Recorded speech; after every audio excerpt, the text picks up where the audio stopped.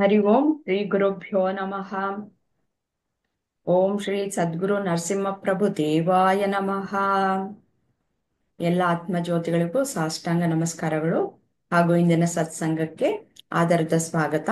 ಇಂದು ನಾವು ಭಗವದ್ಗೀತೆಯ 18ನೇ ಅಧ್ಯಾಯ, ಅದರಲ್ಲಿ 42, 54, 55, 58ನೇ ಶ್ಲೋಕವನ್ನ ಮನನ ಮಾಡೋಣ. ಮೊದಲನೆಯದಾಗಿ 42ನೇ ಶ್ಲೋಕವನ್ನ ಪಠಣ ಮಾಡೋಣ. ಲಕ್ಷ್ಮೀಜಿ. ಯಜ್ಞೇ ತಪಸಿ ದಾನೇ ಚ ಯಜ್ಞೇ ತಪಸಿ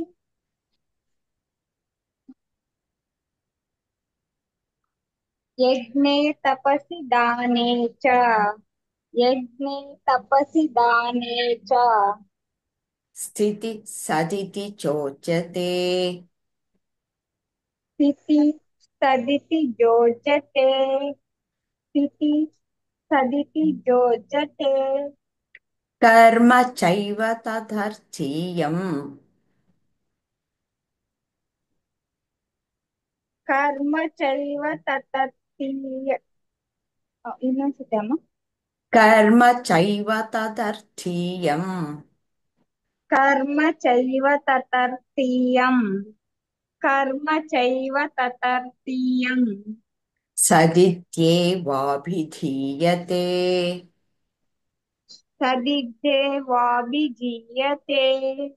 ಸದಿದ್ದೇವಾಭಿಜೀಯತೆ. ಧನ್ಯವಾದಗಳು ಲಕ್ಷ್ಮೀಜಿ. ಇವಾಗ ಧನ್ಯವಾದ. ಇದರ ಅರ್ಥವನ್ನ ತಿಳಿದುಕೊಳ್ಳೋಣ. ತ್ಯಾಗ, ತಪಸ್ಸು ಮತ್ತು ದಾನಗಳ ಸಾಧನೆಯಲ್ಲಿ ಸ್ಥಾಪಿತವಾಗುವುದನ್ನು ಸತ್ ಎಂಬ ಪದದಿಂದ ವಿವರಿಸಲಾಗಿದೆ ಮತ್ತು ಅಂತಹ ಉದ್ದೇಶಗಳಿಗಾಗಿ ಯಾವುದೇ ಕಾರ್ಯವನ್ನು ಸತ್ ಎಂದು ಕರೆಯಲಾಗುತ್ತದೆ.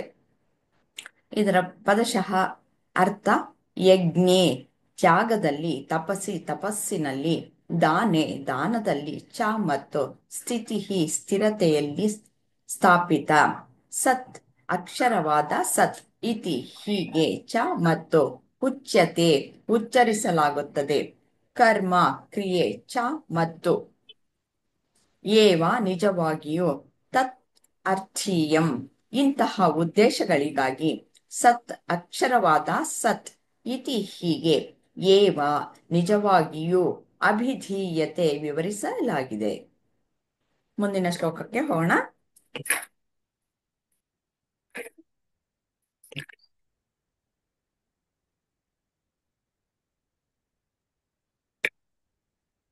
ಪ್ರಿಯಾಂಕಾಜಿ. ಬ್ರಹ್ಮಭೂತ ಪ್ರಸನ್ನಾತ್ಮ ब्रह्मभूतप्रसन्नात्मा ब्रह्मभूतप्रसन्नात्मा ನ ಶೋಚತಿ ನ ಕಾಂಕ್ಷತಿ न शोचति न काङ्क्षति न शोचति न काङ्क्षति ಸಮ ಸರ್ವೇಷು ಭೂತೇಷು समः सर्वेषु भूतेषु समः सर्वेषु भूतेषु ಮದ್ಭಕ್ತಿಂ ಲಭತೆ ಪರಾಂ मद्भक्तिं लभते पराम् मद्भक्तिं लभते पराम्. ಧನ್ಯವಾದಗಳು ಪ್ರಿಯಾಂಕಾಜಿ. ಇದರ ಅರ್ಥವನ್ನ ತಿಳ್ಕೊಳ್ಳೋಣ. ಹೀಗೆ ಪಾರಮಾರ್ಥಿಕವಾಗಿ ಸ್ಥಿತನಾದವನು ಏಕಕಾಲದಲ್ಲಿ ಪರಮಬ್ರಹ್ಮವನ್ನು ಅರಿತು ಪೂರ್ಣ ಆನಂದವನ್ನು ಹೊಂದುತ್ತಾನೆ. ಅವನು ಎಂದಿಗೂ ದುಃಖಿಸುವುದಿಲ್ಲ ಅಥವಾ ಏನನ್ನೂ ಹೊಂದಲು ಬಯಸುವುದಿಲ್ಲ. ಅವನು ಪ್ರತಿಯೊಂದು ಜೀವಿಗಳ ಕಡೆಗೆ ಸಮಾನವಾಗಿ ವರ್ತಿಸುತ್ತಾನೆ. ಆ ಸ್ಥಿತಿಯಲ್ಲಿ ಅವನು ನನ್ನಲ್ಲಿ ಪರಮ ಭಕ್ತಿಯನ್ನು ಹೊಂದುತ್ತಾನೆ. ಇದರ ಪದಶಃ ಅರ್ಥ ಇದೆ: ಬ್ರಹ್ಮಭೂತಃ ಬ್ರಹ್ಮದಲ್ಲಿ ನೆಲೆಗೊಂಡಿರುವವನು, ಪ್ರಸನ್ನಾತ್ಮ ಮಾನಸಿಕವಾಗಿ ಪ್ರಶಾಂತ, ನ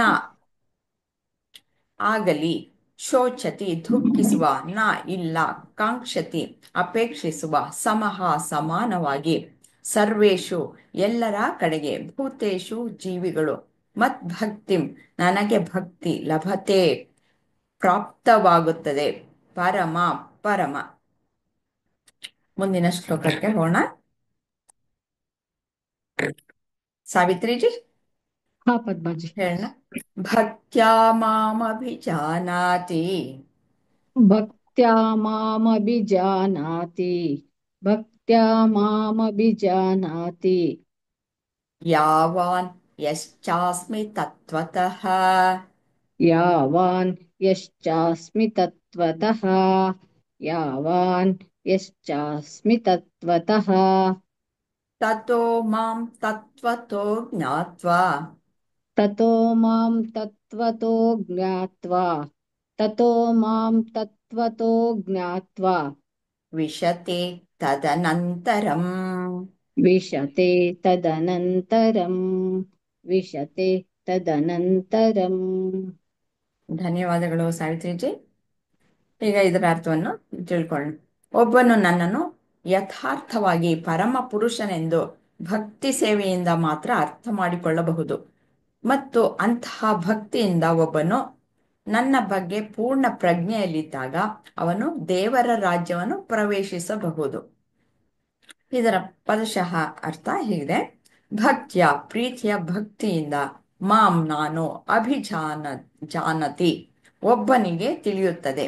ಯಾವಾನ್ ಅಷ್ಟು ಚ ಅಸ್ಮಿ ನಾನು ಇದ್ದಂತೆ ತತ್ವತಃ ಸತ್ಯದಲ್ಲಿ ತತಃ ಆಗ ಮಾಂ ನಾನು ತತ್ವತಃ ಸತ್ಯದಲ್ಲಿ ಜ್ಞಾತ್ವ ತಿಳಿದುಕೊಂಡು ವಿಶತೆ ಪ್ರವೇಶಿಸುತ್ತದೆ.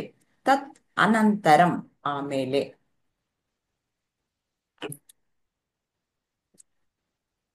ಕುಸುಮಾಜಿ ಕೊನೆ ಶ್ಲೋಕವನ್ನು ಹೇಳೋಣ. ಹೇಳೋಣ. ಮಚ್ಚಿತ್ತ ಸರ್ವ ದುರ್ಗಾಣಿ ಮಚ್ಚಿತ್ತ ಸರ್ವ ದುರ್ಗಾಣಿ ಮತ್ಪ್ರಸಾದಾತ್ ತರಿಷ್ಯಸಿ ಮತ್ಪ್ರಸಾದಾತ್ ತರಿಷ್ಯಸಿ ಮತ್ಪ್ರಸಾದಾತ್ ತರಿಷ್ಯಸಿ ಚೇತ್ವಂ ಅಹಂಕಾರಾತ್ ಅತಃ ಚೇತ್ವಂ ಅಹಂಕಾರಾತ್ ಅತಃ ಚೇತ್ವಂ ಅಹಂಕಾರಾತ್ ನ ಶ್ರೋಷ್ಯಸಿ ವಿನಂಕ್ಷ್ಯಸಿ ನ ಶೋಷ್ಯಸಿ ವಿನಂಕ್ಷ್ಯಸಿ ನ ಶೋಷ್ಯಸಿ ವಿನಂಕ್ಷ್ಯಸಿ. ಧನ್ಯವಾದಗಳು ಕುಸುಮಾಜಿ. ಮಚ್ಚಿತ್ತ ಸರ್ವ ದುರ್ಗಾಣಿ ಮತ್ಪ್ರಸಾದಾತ್ ತರಿಷ್ಯಸಿ ಅತ ಚೇತ್ವಂ ಅಹಂಕಾರಾತ್ ನ ಶ್ರೋಷ್ಯಸಿ ವಿನಂಕ್ಷ್ಯಸಿ. ಇದರ ಅರ್ಥವನ್ನ ತಿಳ್ಕೊಳ್ಳೋಣ. ನೀನು ನನ್ನ ಬಗ್ಗೆ ಜಾಗೃತವಾಗಿದ್ದರೆ ನನ್ನ ಅನುಗ್ರಹದಿಂದ ನೀನು ನಿಯಮಾಧೀನ ಜೀವನದ ಎಲ್ಲ ಅಡೆತಡೆಗಳನ್ನು ದಾಟುತ್ತೀಯ. ಆದರೆ ನೀನು ಅಂತಹ ಪ್ರಜ್ಞೆಯಲ್ಲಿ ಕೆಲಸ ಮಾಡದೆ ಸುಳ್ಳು ಅಹಂಕಾರದಿಂದ ವರ್ತಿಸಿದರೆ, ನನ್ನ ಮಾತನ್ನು ಕೇಳದಿದ್ದರೆ ನೀನು ಕಳೆದು ಹೋಗುತ್ತೀಯ. ಇದರ ಪದಶಃ ಅರ್ಥ ಮಚ್ಚಿತ್ತ ಯಾವಾಗಲೂ ನನ್ನನ್ನು ಸ್ಮರಿಸುವುದರಿಂದ ಸರ್ವ ಎಲ್ಲಾ ದುರ್ಗಾಣಿ ಅಡೆತಡೆಗಳು ಮತ್ ಪ್ರಸಾದಾತ್ ನನ್ನ ಕೃಪೆಯಿಂದ ತರಿಷ್ಯಸಿ ನೀವು ಜಯಿಸಬಲ್ಲಿರಿ. ಅಥ ಆದರೆ ಚೇತ್ ಒಂದು ವೇಳೆ ತ್ವಂ ನೀವು ಅಹಂಕಾರಾತ್ ಹೆಮ್ಮೆಯ ಕಾರಣದಿಂದ ನ ಶ್ರೋಷ್ಯಸಿ ಕೇಳದಿದ್ದರೆ ವಿನಂಕ್ಷ್ಯಸಿ ನೀವು ನಾಶವಾಗುವಿರಿ. ಈ 4 ಶ್ಲೋಕಗಳನ್ನ ಮನನ ಮಾಡೋಣ.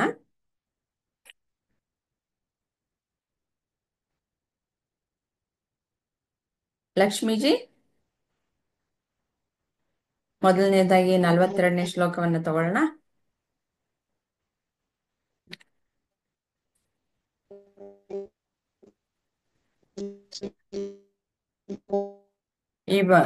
ಇಲ್ಲಿ ಬ್ರಹ್ಮಜ್ಞಾನಿಗಳ ನೈಸರ್ಗಿಕ ಗುಣಗಳನ್ನ ಹೇಳಿದ್ದಾರೆ. ಹಿಂದೆನೂ ನಾವು ಇದರ ವಿಚಾರ ಮಾಡಿದ್ವಿ. ಶ್ರದ್ಧಾತ್ರಯ ವಿಭಾಗ ಯೋಗದಲ್ಲಿ ಒಂದಷ್ಟು ಚಿಂತನೆ ಮಾಡಿದ್ದೇವೆ.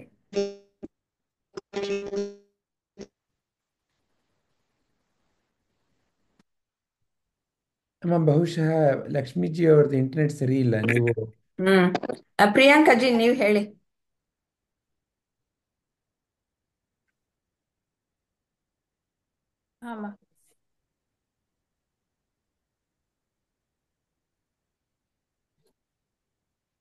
ಶಮೋ ದಮಸ್ತಪ ಶೌಚಂ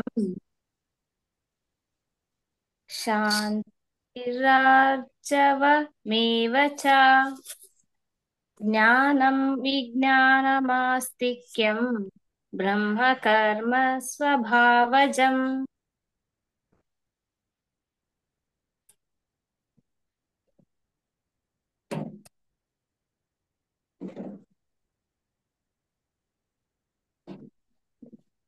ಶಾಂತಿ, ಇಂದ್ರಿಯ ನಿಗ್ರಹ, ತಪಸ್ಸು, ಶುದ್ಧತೆ, ಸಹನೆ, ಪ್ರಾಮಾಣಿಕತೆ, ಜ್ಞಾನ, ಸತ್ಯದ ಅರಿವು ಮತ್ತು ದೈವಿಕತೆ ಇವು ಬ್ರಹ್ಮಜ್ಞಾನಿಗಳ ನೈಸರ್ಗಿಕ ಗುಣಗಳಾಗಿವೆ.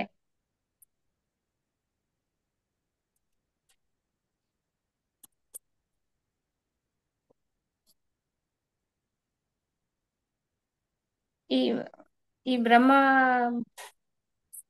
ಬ್ರಹ್ಮಜ್ಞಾನಿಗೆ ಇವು ಈ ಶಾಂತಿ, ಇಂದ್ರಿಯ ನಿಗ್ರಹ, ಈ ತಪಸ್ಸು, ಶುದ್ಧತೆ, ಸಹನೆ ಇವೆಲ್ಲ ಪ್ರಾಮಾಣಿಕತೆ, ಜ್ಞಾನ, ಸತ್ಯದ ಅರಿವು, ದೈವಿಕತೆ ಇದೆಲ್ಲ ಸಹಜವಾಗಿ ನೈಸರ್ಗಿಕವಾಗಿ ಅವರಲ್ಲಿರುವಂತ ಗುಣಗಳು ಅಂತ ಹೇಳ್ತಿದ್ದಾರೆ ಅನಿಸ್ತಮ್ಮ. ಮುಂದಿನ ಶ್ಲೋಕಕ್ಕೆ ಹೋಗೋಣ. ಹಾಮ.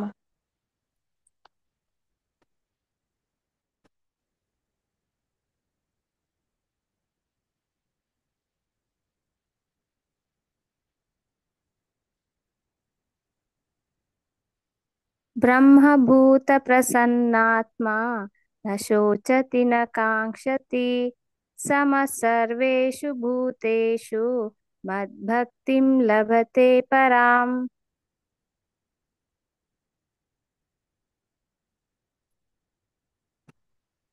ಹೀಗೆ ಪರಮಾರ್ಥಿಕವಾಗಿ ಸ್ಥಿತನಾದವನು ಏಕಕಾಲದಲ್ಲಿ ಪರಮ ಬ್ರಹ್ಮವನ್ನು ಅರಿತು ಪೂರ್ಣ ಆನಂದವನ್ನು ಹೊಂದುತ್ತಾನೆ. ಅವನು ಎಂದಿಗೂ ದುಃಖಿಸುವುದಿಲ್ಲ ಅಥವಾ ಏನನ್ನೂ ಹೊಂದಲು ಬಯಸುವುದಿಲ್ಲ. ಅವನು ಪ್ರತಿಯೊಂದು ಜೀವಿಗಳ ಕಡೆಗೆ ಸಮನಾಗಿ ವರ್ತಿಸುತ್ತಾನೆ. ಆ ಸ್ಥಿತಿಯಲ್ಲಿ ಅವನು ನನ್ನಲ್ಲಿ ಪರಮ ಭಕ್ತಿಯನ್ನು ಹೊಂದುತ್ತಾನೆ. ಇದ್ರ ಹಿಂದಿನ ಶ್ಲೋಕದಲ್ಲಿ ಹೇಳಿರೋ ಹಾಗೆ ಶಾಂತಿ, ಸತ್ಯದ ಅರಿವು, ಶುದ್ಧತೆ, ಪ್ರಾಮಾಣಿಕತೆ ಇವುಗಳು ಆ ಬ್ರಹ್ಮಜ್ಞಾನಿಗೆ ಸಹಜ ಗುಣಗಳಾಗಿವೆ. ಇಲ್ಲಿ ಇಂಥ ಗುಣ ಇರುವಂತ ಆ ಬ್ರಹ್ಮಜ್ಞಾನಿ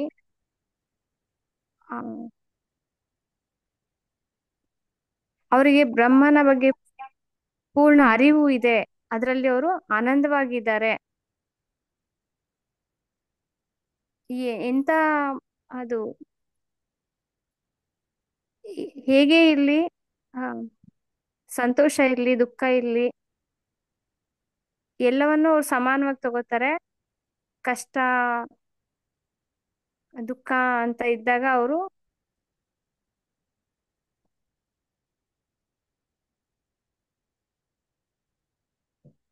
ಅದರಲ್ಲೂ ಅವರು ಆ ಸಮಯದಲ್ಲೂ ಅದನ್ನ ಹೆಂಗೆ ಸರಳವಾಗಿ ಶಾಂತವಾಗಿ ಇರೋದಕ್ಕೆ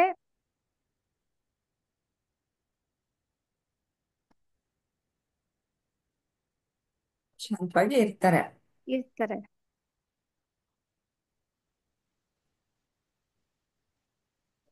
ಹಾಗೇನೆ ಮತ್ತೆ ಎಲ್ಲವನ್ನು ಎಲ್ಲ ಜೀವಿಗಳ ಬಗ್ಗೆ ಸಹ ಹೇಳಿದ್ದಾರೆ ನೋಡಿ. ಎಲ್ಲಾ ಜೀವಿಗಳಲ್ಲೂ ಅವರು ಸಮಾನವಾಗಿರ್ತಾರೆ, ವ್ಯತ್ಯಾಸ ಮಾಡದೆ ಎಲ್ಲರ ಜೊತೆಗೂ, ಎಲ್ಲಾ ಜೀವಿಗಳ ಜೊತೆಗೆ ಅವರ ವರ್ತನೆ ಸಮಾನವಾಗಿರುತ್ತೆ. ಇಂಥ ಸ್ಥಿತಿಯಲ್ಲಿ ಇರುವಂತ ಜ್ಞಾನಿ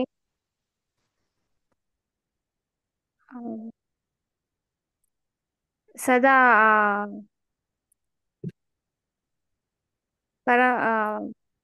ದೈವಿಕತೆ, ಅಶುದ್ಧತೆ, ಶಾಂತತೆ, ಪ್ರಾಮಾಣಿಕತೆ, ಸತ್ಯದ ಅರಿವಿನ ಜೊತೆಗೆ ಸದಾ ಆ ಪರಮ ಭಕ್ತಿಯಲ್ಲಿ ಸದಾ ಪರಮ ಭಕ್ತನಾಗಿ ಅದರಲ್ಲಿ ಆನಂದವಾಗಿರ್ತಾರೆ ಅಂತ ಹೇಳಿ ಹೇಳ್ತಿದ್ದಾರೆ ವಸ್ತಮ್ಮ.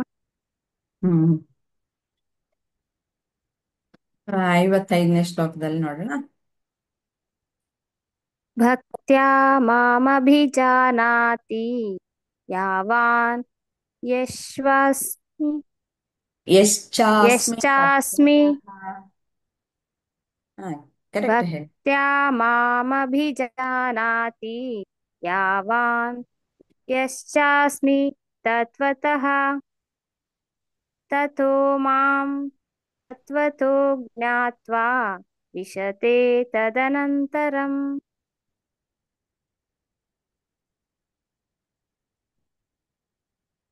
ಒಬ್ಬನು ನನ್ನನ್ನು ಯಥಾರ್ಥವಾಗಿ ಪರಮಪುರುಷನೆಂದು ಭಕ್ತಿ ಸೇವೆಯಿಂದ ಮಾತ್ರ ಅರ್ಥ ಮಾಡಿಕೊಳ್ಳಬಹುದು, ಮತ್ತು ಅಂತಹ ಭಕ್ತಿಯಿಂದ ಒಬ್ಬನು ನನ್ನ ಭಕ್ತಿ ಪೂರ್ಣ ಪ್ರಜ್ಞೆಯಲ್ಲಿದ್ದಾಗ ಅವನು ದೇವರ ರಾಜ್ಯವನ್ನು ಪ್ರವೇಶಿಸಬಹುದು.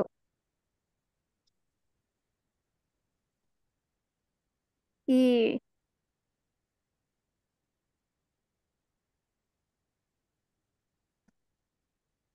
ಪರಮ ಭಕ್ತಿಯಲ್ಲಿರುವಂತ ಬ್ರಹ್ಮಜ್ಞಾನಿ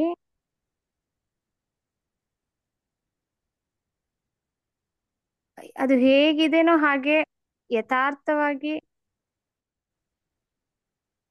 ಆ ಭಕ್ತಿಯಲ್ಲಿ ಸೇವೆಯಲ್ಲಿ ಅದನ್ನ ಅರ್ಥ ಆ ಭಕ್ತಿ ಮತ್ತೆ ಸೇವೆನ ಅರ್ಥಪೂರ್ಣವಾಗಿ ಸದಾ ಆ ಭಕ್ತಿ ಮತ್ತೆ ಸೇವೆ ಇದರ ಪ್ರಜ್ಞೆಯಲ್ಲಿ ಎಲ್ಲವನ್ನೂ ಹೃದಯದಿಂದ ಪ್ರೀತಿಯಿಂದ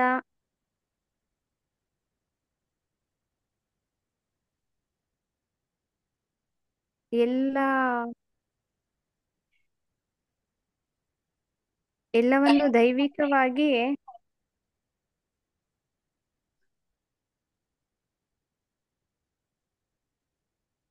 ಅದನ್ನ ದೈವಿಕತೆಯಿಂದ ನೋಡೋದು, ಅದನ್ನ ಅದರ ಕೆಲಸವನ್ನ ನಿಸ್ವಾರ್ಥವಾಗಿ ಸೇವೆ ಭಕ್ತಿನ ಮಾಡುವಂತ ಈ ಪರಮ ಭಕ್ತ ದೇವರ ರಾಜ್ಯವನ್ನು ಪ್ರವೇಶಿಸಬಹುದು. ಅಂದ್ರೆ ದೇವರ ರಾಜ್ಯ ಅಂದ್ರೆ ಏನು?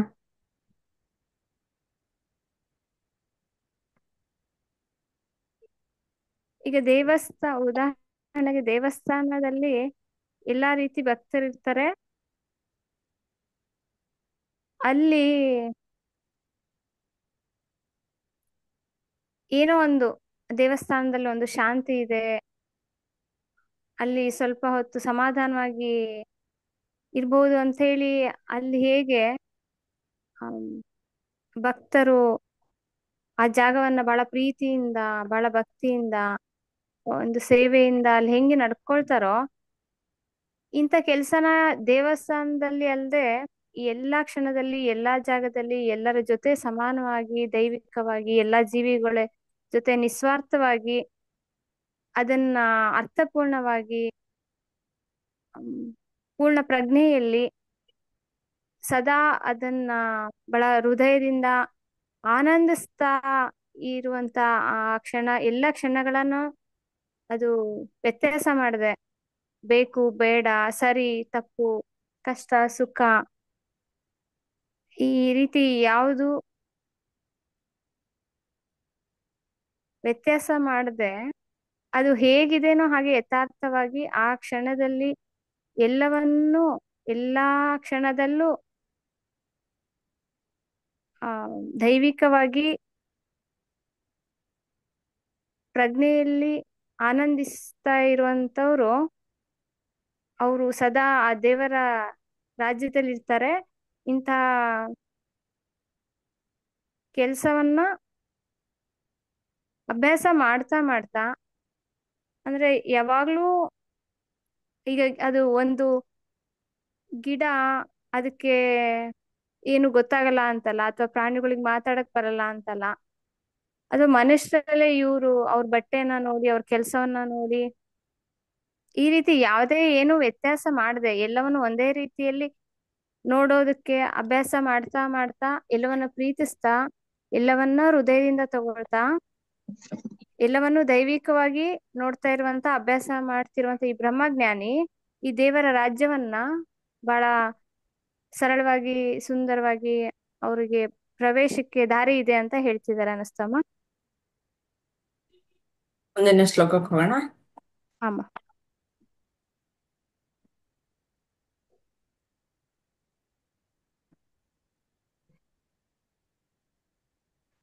ಮಶ್ಚಿತ್ತ ಸರ್ವದುರ್ಗಾಣಿ ಮಚ್ಚಿತ್ತ ಮತ್ಪ್ರಸಾ ಸರ್ ಮಚ್ಚಿತ್ತ ಸರ್ವದುರ್ಗಾಣಿ ಮಚ್ಚಿತ್ತ ಸರ್ವದುರ್ಗಾಣಿ ಮತ್ಪ್ರಸಾದಾತ್ತರಿಷ್ಯಸಿ ಅಥ ಚೇತ್ವಂ ಅಹಂಕಾರಾತ್ ನ ಶ್ರೋಷ್ಯಸಿ ವಿನಂಕ್ಷಸಿ. ನೀನು ನನ್ನ ಬಗ್ಗೆ ಜಾಗೃತವಾಗಿದ್ದರೆ ನನ್ನ ಅನುಗ್ರಹದಿಂದ ನೀನು ನಿಯಮಾಧೀನ ಜೀವನದ ಎಲ್ಲಾ ಅಡೆತಡೆಗಳನ್ನು ದಾಟುತ್ತೀಯ. ಆದರೆ ನೀನು ಅಂತಹ ಪ್ರಜ್ಞೆಯಲ್ಲಿ ಕೆಲಸ ಮಾಡದೆ ಸುಳ್ಳು ಅಹಂಕಾರದಿಂದ ವರ್ತಿಸಿದರೆ ನನ್ನ ಮಾತನ್ನು ಕೇಳದಿದ್ದರೆ ನೀನು ಕಳೆದು ಹೋಗುತ್ತೀಯ.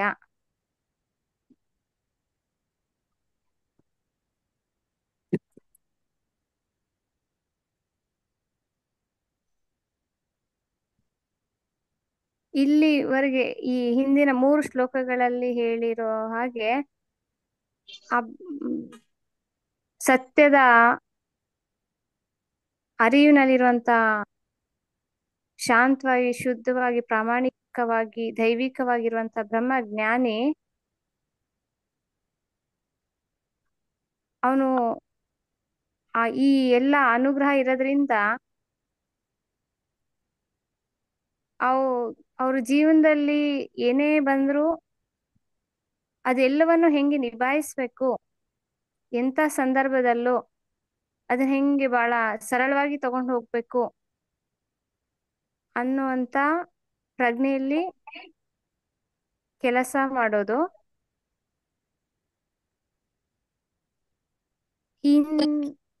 ಹೀಗೆ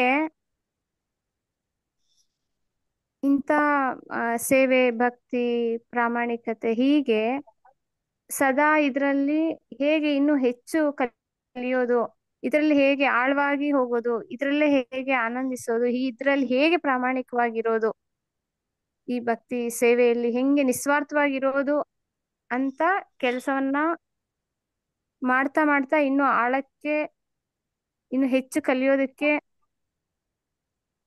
ಈ ಎಲ್ಲವನ್ನು ಎಲ್ಲ ಕೆಲಸಗಳನ್ನು ಪೂರ್ಣ ಪ್ರಜ್ಞೆಯಲ್ಲಿ ಅದನ್ನ ಪೂರ್ತಿಯಾಗಿ ಮಾಡೋದಕ್ಕೆ ಸಾಧ್ಯ ಆಗುತ್ತೆ. ಇಲ್ಲದಿದ್ರೆ ನನಗೆ ಎಲ್ಲ ಅರ್ಥ ಆಗಿದೆ, ಎಲ್ಲ ಅರ್ಥ ಆಗ್ತಿದೆ, ಎಲ್ಲ ಅರಿವಿಗೆ ಬಂದಿದೆ ಅನ್ನೋ ಒಂದು ಅಹಂಕಾರದಿಂದ ವರ್ತಿಸಿದ್ರೆ ಅಂತ ಸಮಯದಲ್ಲಿ ಅವರು ಕಳೆದು ಹೋಗ್ತಾರೆ. ಅದಕ್ಕೆ ಅದು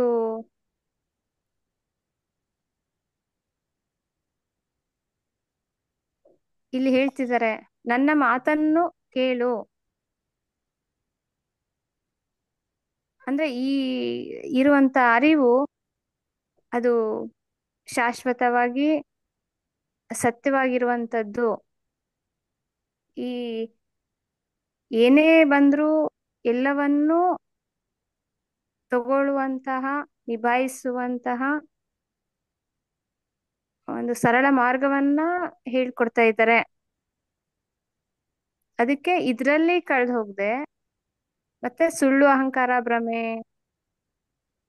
ಈ ರೀತಿ ಕಳೆದು ಹೋಗದೆ ಯಾವಾಗ್ಲೂ ಸತ್ಯದಲ್ಲಿ ಸ್ಥಿರವಾಗಿ ಆ ಪೂರ್ಣ ಪ್ರಜ್ಞೆಯಲ್ಲಿ ಸತ್ಯದ ಅರಿವಿನಲ್ಲಿ ಸದಾ ಹೇಗೆ ಇರೋದು ಅಂತಂದು ಇಲ್ಲಿ ಹೇಳ್ತಿದಾರೆ ಅಂತ ಅನಿಸ್ತಮ್ಮ. ಬೇರೆ ಏನೇನಾದ್ರು ಹೇಳ್ತಾ ನೋಡಿ. ಕಲರ್ ಕನ್ನಡಕ ಕೊಟ್ಟಿದ್ದಾರೆ ಪ್ರಪಂಚವನ್ನ.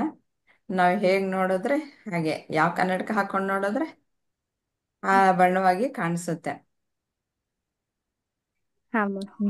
ನೀವು ಅದೇ ಚಿತ್ರಕಾರರು. ಅದೇ ಹೇಳಿದಾಗೆ ಅದು ಕಳ್ದ್ ಹೋಗೋದು ಸಹಜ. ಅದು ಆ ಕಳೆದ್ ಹೋಗದೆ ಇರೋ ಹಾಗೆ ಜಾಗೃತವಾಗಿ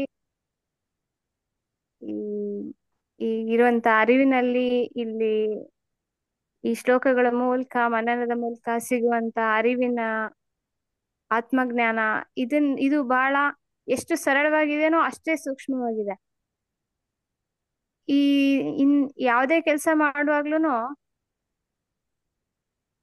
ಅದು ಸಂಪೂರ್ಣವಾಗಿ ನನ್ನ ಕೈಯಲ್ಲೇ ಇದೆ. ಸೊ ಹಂಗಾಗಿ ಎಲ್ಲವನ್ನು ಹೆಂಗೆ ಜಾಗೃತವಾಗಿ ಮಾಡೋದು, ಅದನ್ನ ಯಾವಾಗ್ಲೂ ಹೇಗೆ ಭಕ್ತಿಯಿಂದ ಮಾಡೋದು, ಕಳ್ದು ಹೋಗೋದು ಬಹಳ ಸಹಜ, ಮತ್ತೆ ಅದೂ ಕೂಡ ಸರಳ. ಅದಕ್ಕೆ ಅದನ್ನ ಈ ಭ್ರಮೆಯಲ್ಲಿ ಈ ಜಗತ್ತಿನ ಈಗ ಹೇಗೆ ಇಲ್ಲಿ ತೋರಿಸ್ತಾ ಇದ್ದಾರೆ, ಜಗತ್ತು ನನ್ನ ಕನ್ನಡಕದ ಬಣ್ಣದಲ್ಲಿ ಇದೆ. ಜಗತ್ತಿನಲ್ಲಿ ಎಲ್ಲವೂ ಇದೆ, ಆದ್ರೆ ಹೆಂಗೆ ನಾನು ಆ ಜಗತ್ತಿನ ಜೊತೆಲೆ ಹೆಂಗೆ ಸರಳವಾಗಿ ಆನಂದವಾಗಿ ಈ ಇಲ್ಲಿ ಹೇಳುವಂತ ಎಲ್ಲ ಶ್ಲೋಕ ಮನನಗಳ ಮೂಲಕ ಹೇಳುವಂತ ಸತ್ಯದಲ್ಲಿ ಎಲ್ಲವನ್ನು ಹೆಂಗೆ ನಿಭಾಯಿಸ್ಕೊಂಡು ಹೋಗೋದು, ಮತ್ತೆ ಎಲ್ಲವನ್ನು ಹೇಗೆ ಈ ಭ್ರಮೆಯಲ್ಲಿ ಅಹಂಕಾರದಲ್ಲಿ ಸಿಕ್ಕಾಕೊಳ್ದೆ ಜಾಗೃತವಾಗಿ ಇರೋದು ಹೇಗೆ ಅಂತ ಇಲ್ಲಿ ಹೇಳ್ತಿದಾರೆ ಅಂತ ಅನಿಸ್ತಮ್ಮ. ಧನ್ಯವಾದಗಳು ಪ್ರಿಯಾಂಕಾಜಿ. ಧನ್ಯವಾದಗಳು. ಕುಸುಮಾಜಿ, ನೀವು ಹೇಳ್ತೀರಾ? ಇಲ್ಲಮ್ಮ, ಆಗಲ್ಲ ಆಗಲ್ವಾ? ಕಷ್ಟನಾ? ಆಗಲ್ಲ ಇಲ್ಲ. ಅವನು ಓಕೆ, ಶ್ಲೋಕ ಹೇಳಿದ್ದೆ ಒಂದು ದೊಡ್ಡ ಇದು. ಇರ್ಲಿ ಬಿಡಿ. ಲಕ್ಷ್ಮೀಜಿ, ಇವಾಗ ಆಗುತ್ತಾ ನೋಡಿ, ಟ್ರೈ ಮಾಡಿ. ಹಾ ಅಮ್ಮ, ಕೇಳಿಸ್ತಾ ಐತೇನ್ರಿ? ಹ್ಮ್ ಇದು ಬಾಜು ಬೋರ್ ಹಾಕ್ತಾ ಇದಾರೆ ಸ್ಕೂಲ್ನೊಳಗ, ಅದ್ರಿಂದ ಸ್ವಲ್ಪ ಡಿಸ್ಟರ್ಬ್ ಐತಿ ಅಮ್ಮ. ಹ್ಮ್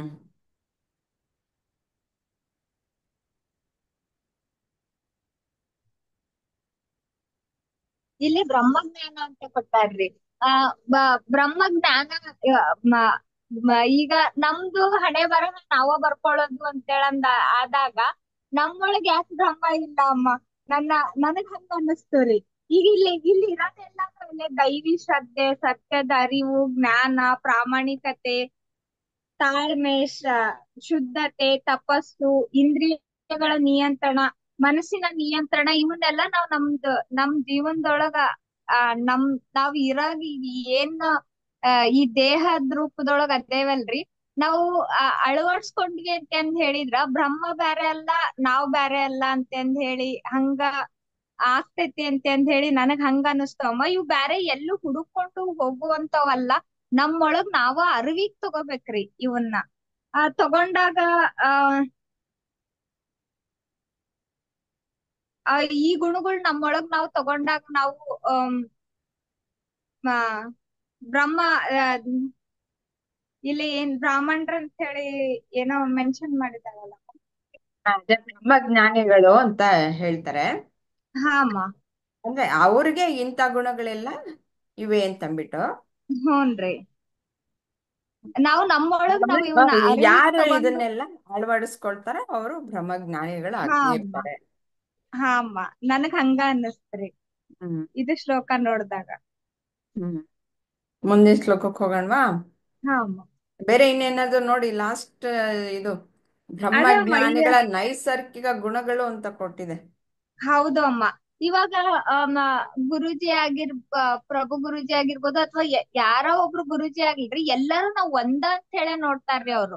ಇವ್ರ ನಮ್ದು ಈಗ ನಾವು ಹೆಚ್ಚಿಂದ ನಮ್ ಜೀವನದೊಳಗ ನಮ್ ಮನ್ಯಾಗಿರೋರು ನಮ್ಮವ್ರು ಅಂತ ಹೇಳಿ ನೋಡ್ಲಾರ್ದನ ಅವ್ರ ಇಡೀ ಜಗತ್ತು ಇಡೀ ಜಗತ್ತ ನಮ್ದು ಅಂತಂದ್ ಹೇಳಿ ನೋಡ್ತೈತಲ್ಲ ಆ ಗುಣ ಹ್ಮ್ ಆಟೋಮೆಟಿಕ್ ಇವನ್ನೆಲ್ಲ ಬೆಳೆಸ್ಕೊಂಡಾಗ ನಮ್ಮೊಳಗ್ ಬಂದ ಬರ್ತೈತಿ ಅಮ್ಮ.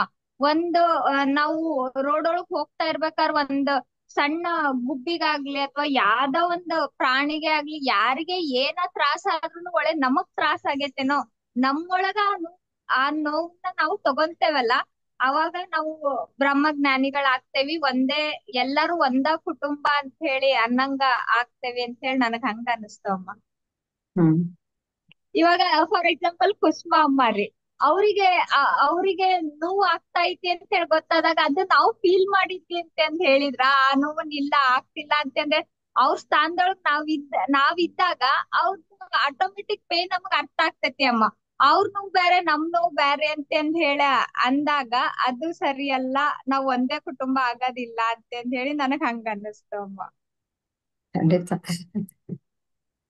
ಎಲ್ರಿಗೂ ಒಂದೊಂದು ನೋವಿರುತ್ತೆ, ಅಥವಾ ಇಲ್ದಿದ್ರೆ ಮೊದ್ಲು ಯಾವಾಗ್ಲೂ ಇತ್ತು, ಅಥವಾ ಮುಂದೆ ಎಂದೋ ಬರ್ಬೋದು ಅಂತ ಹ್ಞೂನ್ರಿ ಎಲ್ಲಾರ್ಗು ಹೌದ್ ಬಂದೇ ಬರುತ್ತೆ. ಈಗ ಇಲ್ದೇ ಇರ್ಬೋದು ಹ್ಞೂನ್ರಿ.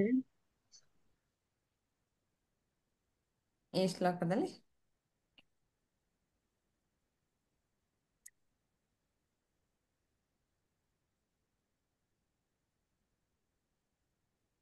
ಈಗ ನಾವ್ ಇದು ಬ್ರಹ್ಮ ಜ್ಞಾನ ತಿಳ್ಕೊಂಡಾದ್ಮೇಲೆ ನಾವು ಸೀದಾ ಏನಾರು ಬರ್ಲಿ, ಸುಖ ಬರ್ಲಿ ದುಃಖ ಬರ್ಲಿ ಎಲ್ಲಾನು ಸಮನಾಗಿ ನೋಡಾಕ್ ನಿಂದಿರ್ತೇವಿ. ಅವಾಗ ನಾವ್ ಅದನ್ನ ಆ ತರ ನೋಡ್ದಾಗ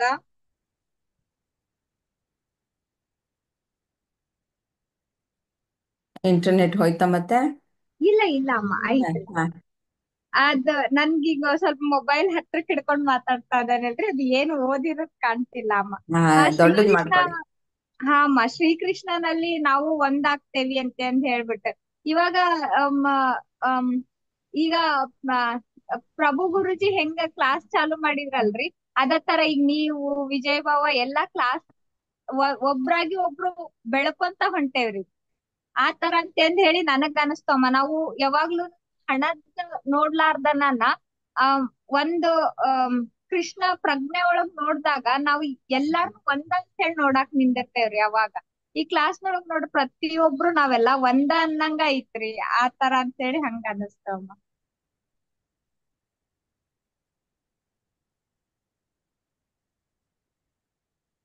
ನೋಡಿ, ಶ್ಲೋಕ ಏನಾದ್ರು ಹೇಳೋದಾದ್ರೆ ಹೇಳ್ಬೋದು.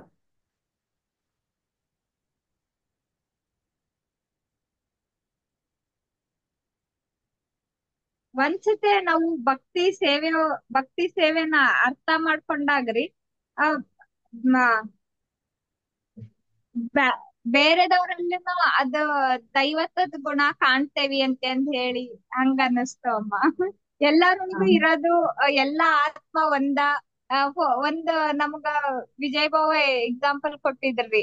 ಒಂದ್ ಮುತ್ತಿನ ಹಾರದೊಳಗ್ ಇದ್ವಿ ಅಂತಂದ್ ಹೇಳಿದ್ರ ಎಲ್ಲಾ ಮುತ್ತುಗಳು ಸಮ ಇರ್ತಾವ್ರಿ. ಎಲ್ಲಾ ಆತ್ಮ ಒಂದರಿ, ದೇಹ ಬ್ಯಾರ್ ಬೇರೆ ಆಗಿರ್ಬೋದು, ರೂಪ ಬ್ಯಾರ್ ಬೇರೆ ಆಗಿರ್ಬೋದು, ಎಲ್ಲಾರು ಒಂದ ಅಂತ ಹೇಳಿ ನಾವು ಬ್ರಹ್ಮಜ್ಞಾನ ಬಂತು ಅಂತ ಹೇಳಿ ಅಂದಾಗ ಎಲ್ಲಾರು ನಾವೆಲ್ಲ ಒಂದ ಅಂತ ಹೇಳಿ ಆಗ್ತೇವಿ. ವಿಶ್ವ ಒಂದ ಕುಟುಂಬ ಅನ್ನಂಗ ನಾವು ಅರಿವಿಗ್ ತಗೊಂತೇವಿ ಅಂತ ಹೇಳಿ ನನಗ್ ಹಂಗ ಅನಸ್ತವಮ್ಮ.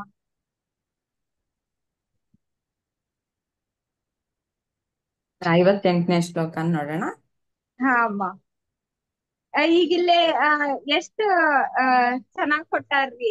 ಒಂದ ಮರದ ಎಲೆಗಳು ಅಂತ ಹೇಳಿ ಹ್ಮ್ ಕೊಟ್ಟಾರಮ್ಮ. ಹ್ಮ್ ಸಮುದ್ರದ ಅಲೆಗಳು ಅಂತಂದ್ ಹೇಳಿ, ಸಮುದ್ರದ ಹ್ಮ್ ಅಲೆ ಸ್ಟಾರ್ಟ್ ಆಗ್ತೈತಿ ಎಂಡ್ ಆಗ್ತೈತಿ, ಸ್ಟಾರ್ಟ್ ಆಗ್ತೈತಿ ಎಂಡ್ ಆಗ್ತೈತ್ರಿ. ಆದ್ರೆ ಎಲ್ಲಾನು ಹೊರಗಡೆ ಕಸ ಇರೋದನ್ನೆಲ್ಲ ಹೊರಗಡೆ ಹಾಕೊಂತ ಹೋಗ್ತೈತ್ರಿ. ಅದ್ ತನ್ನನ್ ತಾನ್ ಸ್ವಚ್ಛ ಮಾಡ್ಕೊಂತೈತ್ರಿ.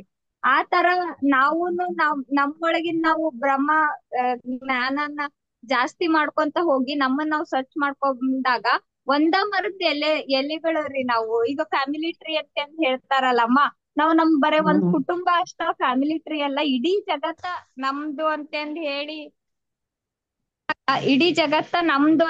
ಹೇಳಿ ನಾವ್ ನೋಡ್ದಾಗ ನಾವು ಆಟೋಮೆಟಿಕ್ ಆಗಿ ಆ ಆ ಗಿಡಕ್ ನೀರ್ ಹಾಕ್ತೇವ್ರಿ. ಯಾರಿಗೇ ನೋವಾದ್ರೂ ನಾವ್ ಸ್ಪಂದಸಾಕ್ ಹೋಗ್ತೇವಿ. ಗಿಡಕ್ ನೀರ್ ಹಾಕ್ತೇವಿ, ಯಾರಿಗೇ ನೋವಾದ್ರೂ ನಾವ್ ಸ್ಪಂದಸಾಕ್ ಹೋಗ್ತೇವಿ. ಯಾರಿಗ್ ನಮ್ಗ ಆತು ಅನ್ನೋ ತರ ನೋಡ್ತೇವಿ ಅಂತಂದ್ ಹೇಳಿ ನನಗ್ ಹಂಗ ಅನಸ್ತು ಅಮ್ಮ. ಆಮೇಲೆ ಇದ್ರೊಳಗು ಒಂದು ಬ್ಯಾರೆ ರೀತಿ ಐತಿ. ಏನು ಈಗ ಆ ಆ ಸೇವೆ ಒಳಗ ಆ ಪೂರ್ಣ ಮನ್ಸಾರ ಮಾಡ್ಲಾರ್ದನ ಯಾರೋ ನೋಡ್ತಾ ಇದಾರ, ಯಾರ್ದೋ ಸಲುವಾಗಿ ಮಾಡ್ತಾ ಇದೇನಿ ಅಂತಂದ್ ಹೇಳಿ ಮಾಡೋರ್ದು ಚಸ್ಮಾ ಹಾಕೊಂಡು ಮಾಡೋದ್ರಕ್ಕಿಂತಾನು ನಾವ್ ಪೂರ್ಣ ಮನ್ಸಿಂದ ಏನ ಸೇವೆ ಮಾಡಿದ್ರು ಪೂರ್ಣ ಮನ್ಸಿಂದ ಮಾಡ್ಬೇಕಂತಂದ್ ಹೇಳಿ ನನಗ್ ಹಂಗ ಅನಸ್ತಮ್ಮ ಇದನ್ನ ನೋಡ್ದಾಗ. ಹ್ಮ್ ನಮಸ್ಕಾರ ರೀ, ಸಾರಿ ಸ್ವಲ್ಪ ಡಿಸ್ಟರ್ಬ್ ಐತಿ ಅಮ್ಮ ಹೊರಗಡೆ ವಾಯ್ಸ್. ಅದಕ್ಕೊಂದ್ ಇವಾಗ ಸ್ವಲ್ಪ ಏನ್ ಫೋನ್ ಇರ್ಲಿಲ್ಲ ಬಿಡಿ, ಮಾಡ್ಬೇಕು. ಫಸ್ಟ್ ಹಾಗಾಯ್ತು. ಹಾ ಅದೇ ಅಮ್ಮ. ಒಂದೇ ಮರದ ಎಲೆಗಳು ಅಂತಂದ್ರೆ ನಮ್ಗೆ ಮರದ ಬುಡ ಒಂದು, ಇವಾಗ ನೀವು ಹೇಳಿದ್ರಲ್ಲ ಫ್ಯಾಮಿಲಿ ಟ್ರೀ ಅಂತ, ಒಂದ್ ತಾತ ಮುತ್ತಾತನ ಕಡೆಯಿಂದ ಎಷ್ಟು ಅವ್ರ ಮಕ್ಕಳು ಮೊಮ್ಮಕ್ಕಳು ಅದೆಲ್ಲ ಫ್ಯಾಮಿಲಿ ಟ್ರೀಲ್ ಬರುತ್ತೆ. ಹಾಗೆ ಹ್ಮ್. ಈಗ ಬ್ರಹ್ಮನೇ ನಮಗೆ ಮೂಲ ಅನ್ನೋದನ್ನ ಹೌದ್ರಿ. ಹೇಳ್ತಾ ಇದ್ದಾರೆ. ಆ, ಇದು ಒಂದೇ ಸಮುದ್ರದ ಅಲೆಗಳು ಅಂತಂದ್ರೆ ಎಲ್ಲ ಅಲೆನೂ ನೀರೇನೆ ಹಾ ಅಮ್ಮ. ಅಲ್ವಾ? ಹೌದ್ರಿ. ಹಾಗೆ ನಾವು ಹೌದ್ರಿ. ಆ, ಸಮುದ್ರ ನೀರಿನಿಂದನೇ ಆಗಿರೋದಲ್ವಾ? ಆ ಹಾ ಅಮ್ಮ. ಅಲೆನೂ ಸಹ ಅಲೆಯಾಗಿ ಕಾಣಿಸ್ತಾ ಇದೆ, ಅದು ಬೇರೆ ಹಾ ಅಂತ ಅನ್ಕೊಳ್ಳೋ ಹಾಗಿಲ್ಲ, ಅದು ಸಹ ನೀರೇ. ನಾ ಮೇಲ್ಗಡೆ ಬಂತು, ಅದು ಅಲೆಯಾಗಿ ಬಂತು ಅಂತಂದ್ರೆ ಅದು ಸಪ್ರೇಟ್ ಏನಲ್ಲ, ಅದರಲ್ಲಿ ನೀರೇ ಹಾಗೆ ಕಾಣಿಸ್ಕೊಂಡಿದೆ. ಹಾಗೆ ಪ್ರಕೃತಿ ಅನ್ನೋದು ಹಾಗೆ ಕಾಣಿಸ್ಕೊಂಡಿದೆ ಬ್ರಹ್ಮನಲ್ಲಿ ಅಂತ ನಾವು ಅರ್ಥ ಮಾಡ್ಕೊಳ್ಬೇಕು. ಹೌದ್ರಿ. ಧನ್ಯವಾದಗಳು ಲಕ್ಷ್ಮೀಜಿ, ಚೆನ್ನಾಗಿ ಹೇಳಿದ್ದೀರಾ. ಸಾವಿತ್ರಿಜಿ, ನಿಮ್ಮ ಅನಿಸಿಕೆ ಶೇರ್ ಮಾಡ್ಕೊಳ್ತೀರಾ? ಹ್ಮ್.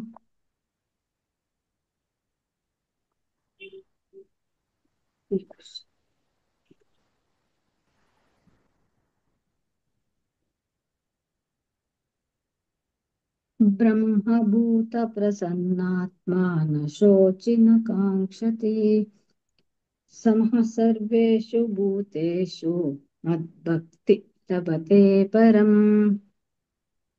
ಏ, ನ ಶೋಚತಿ ನ ಅಲ್ವಾ, ಇದು ಕಾಂಕ್ಷತಿ. ಇನ್ನೊಂದು ಶ್ಲೋಕ ಕೊಡ್ಬೇಕಾಗಿತ್ತೇನೋ ಅಲ್ವಾ, ಫಸ್ಟ್ ಅದು ಶಮಾದಮ ಅಂತ ಇದು.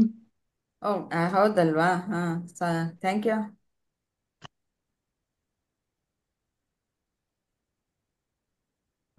ಶಮೋ ದಮ ಸ್ತಪ ಶೌಚಂ. ಅಂದ್ರೆ ಇಲ್ಲಿ ಬ್ರಾಹ್ಮಣನ ಬ್ರಾಹ್ಮಣನಲ್ಲಿ ಯಾವ ತರ ಗುಣಗಳಿರತ್ತೆ ಅಂತ ಆ ಗುಣಗಳ ಬಗ್ಗೆ ಹೇಳ್ತಾ ಇದ್ದಾರೆ. ಈ ಹ್ಮ್. ಗುಣಗಳು ಯಾರಲ್ಲಿ ಅಳವಡಿಸ್ಕೊಂಡಿರ್ತಾರೋ, ಆ ಗುಣಗಳಲ್ಲಿ ಯಾರು ನಿಂತಿರ್ತಾರೋ ಅಂತಹವ್ರನ್ನ ಬ್ರಾಹ್ಮಣ ಅಂತ ಹೇಳ್ತಾರೆ. ಬ್ರಾಹ್ಮಣ ಅಂತಂದ್ರೆ ಅವನು ಆ ಹುಟ್ಟಿನಿಂದ ಬ್ರಾಹ್ಮಣ ಅಂತ ಹೇಳ್ತಾರಲ್ಲ ಕೆಲವು ಜಾತಿ, ಬ್ರಾಹ್ಮಣರು ಇವರು ಈ ತರ ಅಂತ ಒಂದಷ್ಟು ಮತಗಳ ಬಗ್ಗೆ ಹೇಳ್ತಾರಲ್ವಾ. ಹಾಗಲ್ಲ, ಈ ತರ ಗುಣಗಳನ್ನ ಯಾರು ಅಳವಡಿಸ್ಕೊಂಡಿರ್ತಾರೋ, ಯಾರಲ್ಲಿ ಇರತ್ತೋ ಅವರು ಬ್ರಾಹ್ಮಣ ಅಂತ ಹೇಳ್ತಾ ಇದ್ದಾರೆ. ಅಂದ್ರೆ ಆ ಇಂದ್ರಿಯ ನಿಗ್ರಹ ಇರಬೇಕು, ಇಂದ್ರಿಯ ತಪ್ಪಿಸಬೇಕು, ಆ ಭಗವಂತನ ಕಡೆ ಶೌಚವಾಗಿರಬೇಕು, ಅವನಲ್ಲಿ ಕ್ಷಮೆ ಇರಬೇಕು, ಅನುಭವದ ಜ್ಞಾನ, ಮತ್ತೆ ಆಮ್, ಆಸ್ತಿಕ ಭಾವ, ಆ ಕೆಲವು ಗುಣಗಳೆಲ್ಲ ಇರತ್ತೆ. ಆ ಗುಣಗಳು ಯಾರಿಗಿರತ್ತೋ ಅವರನ್ನ ಬ್ರಾಹ್ಮಣ ಅಂತಾರೆ ಅಂತ ಹೇಳ್ತಾ ಇದ್ದಾರೆ ಇದರಲ್ಲಿ, ಈ ಶ್ಲೋಕದಲ್ಲಿ. ಹ್ಮ್. ಹುಟ್ಟಿನಿಂದ ಬ್ರಾಹ್ಮಣ ಆಗಿರ್ಬೋದು, ಆದರೆ ಈ ಗುಣಗಳೆಲ್ಲ ಇರಬೇಕು. ದೈವಿಕ ಗುಣ, ಆ ಭಗವಂತನಲ್ಲಿ ಭಕ್ತಿ, ಶ್ರದ್ಧೆ, ಸತ್ಯವಾಗಿರ್ತಕ್ಕಂಥ ಮಾತಾಡೋದು, ಅವನಲ್ಲಿ ಸದಾ ಅರಿವಿನಲ್ಲಿ ಇರಬೇಕು. ಅವನು ಅರಿವು ಅಂತಂದ್ರೆ ಆತ್ಮಜ್ಞಾನನೇ, ಆ ಬ್ರಹ್ಮಭಾವನೆ ಅಂತ. ಅವನು ಪ್ರಾಮಾಣಿಕತೆ ಕೂಡ ಇರಬೇಕು ಅವನಿಗೆ.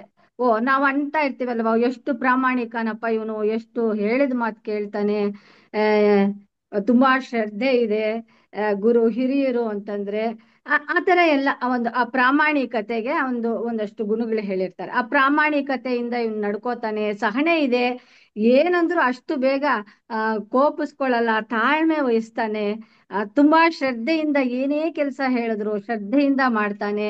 ಇವೆಲ್ಲ ಕೂಡ ತಪಸ್ಸೆನೆ. ಇವೆಲ್ಲ ಮಾಡ್ತಾ ಹೋದ್ರೆ ಆ ಇಂದ್ರಿಯ ನಿಯಂತ್ರಣದಿಂದ, ಇಂದ್ರಿಯ ನಿಗ್ರಹದಿಂದ, ಮನಸ್ಸಿನ ನಿಗ್ರಹದಿಂದ ಇವೆಲ್ಲಾನು ಮಾಡ್ತಾ ಹೋದಾಗ ಅವನು ಇವೆಲ್ಲವನ್ನು ಅದು ತಪಸ್ಸು.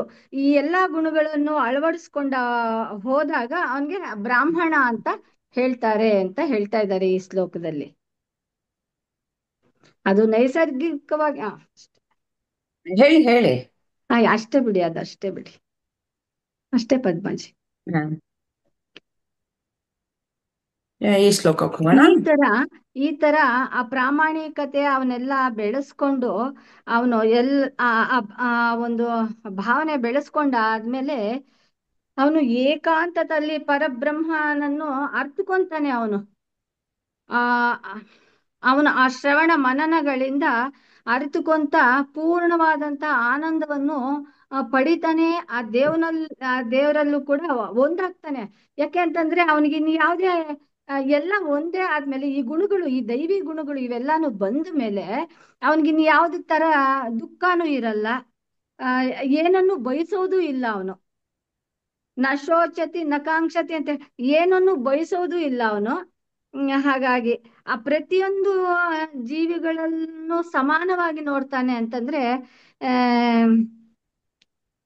ಅಂದ್ರೆ ಎಲ್ಲರಲ್ಲಿರ್ತಕ್ಕಂಥನು ಆತ್ಮ ಭಾವನೆ ಆ ಅದು ಸಮಾನವಾಗಿ ನೋಡ್ತಾನೆ ಅಂತ. ಅವ್ರು ಬೇರೆ ನಾವು ಬೇರೆ ಆಮ್, ಅನ್ನೋದು ದ್ವೈತದ ಗುಣ ಇರಲ್ಲ ಅವನಲ್ಲಿ.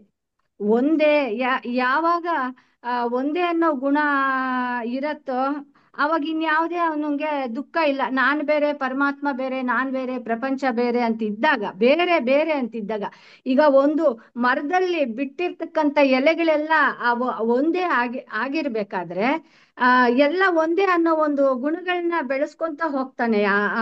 ಬೆಳೆಸ್ಕೊಂಡು ಹೋದಾಗ ಅವನಿಗೆ ಇನ್ಯಾವುದೇ ಅವನಿಗೆ ದುಃಖ ಇರಲ್ಲ, ಸಮಾನವಾಗಿ ನೋಡ್ತಾ ಇರ್ತಾನೆ ಎಲ್ಲಾ ಜೀವಿಗಳಲ್ಲೂನು.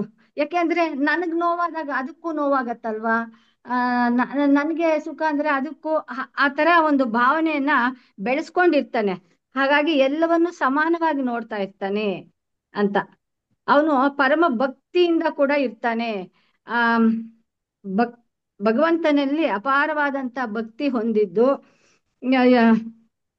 ಯಾವ ಯಾವುದೇ ಆಸೆಗಳ ಕಡೆ ಹೋಗಲ್ಲ ಅವನಿಗೆ.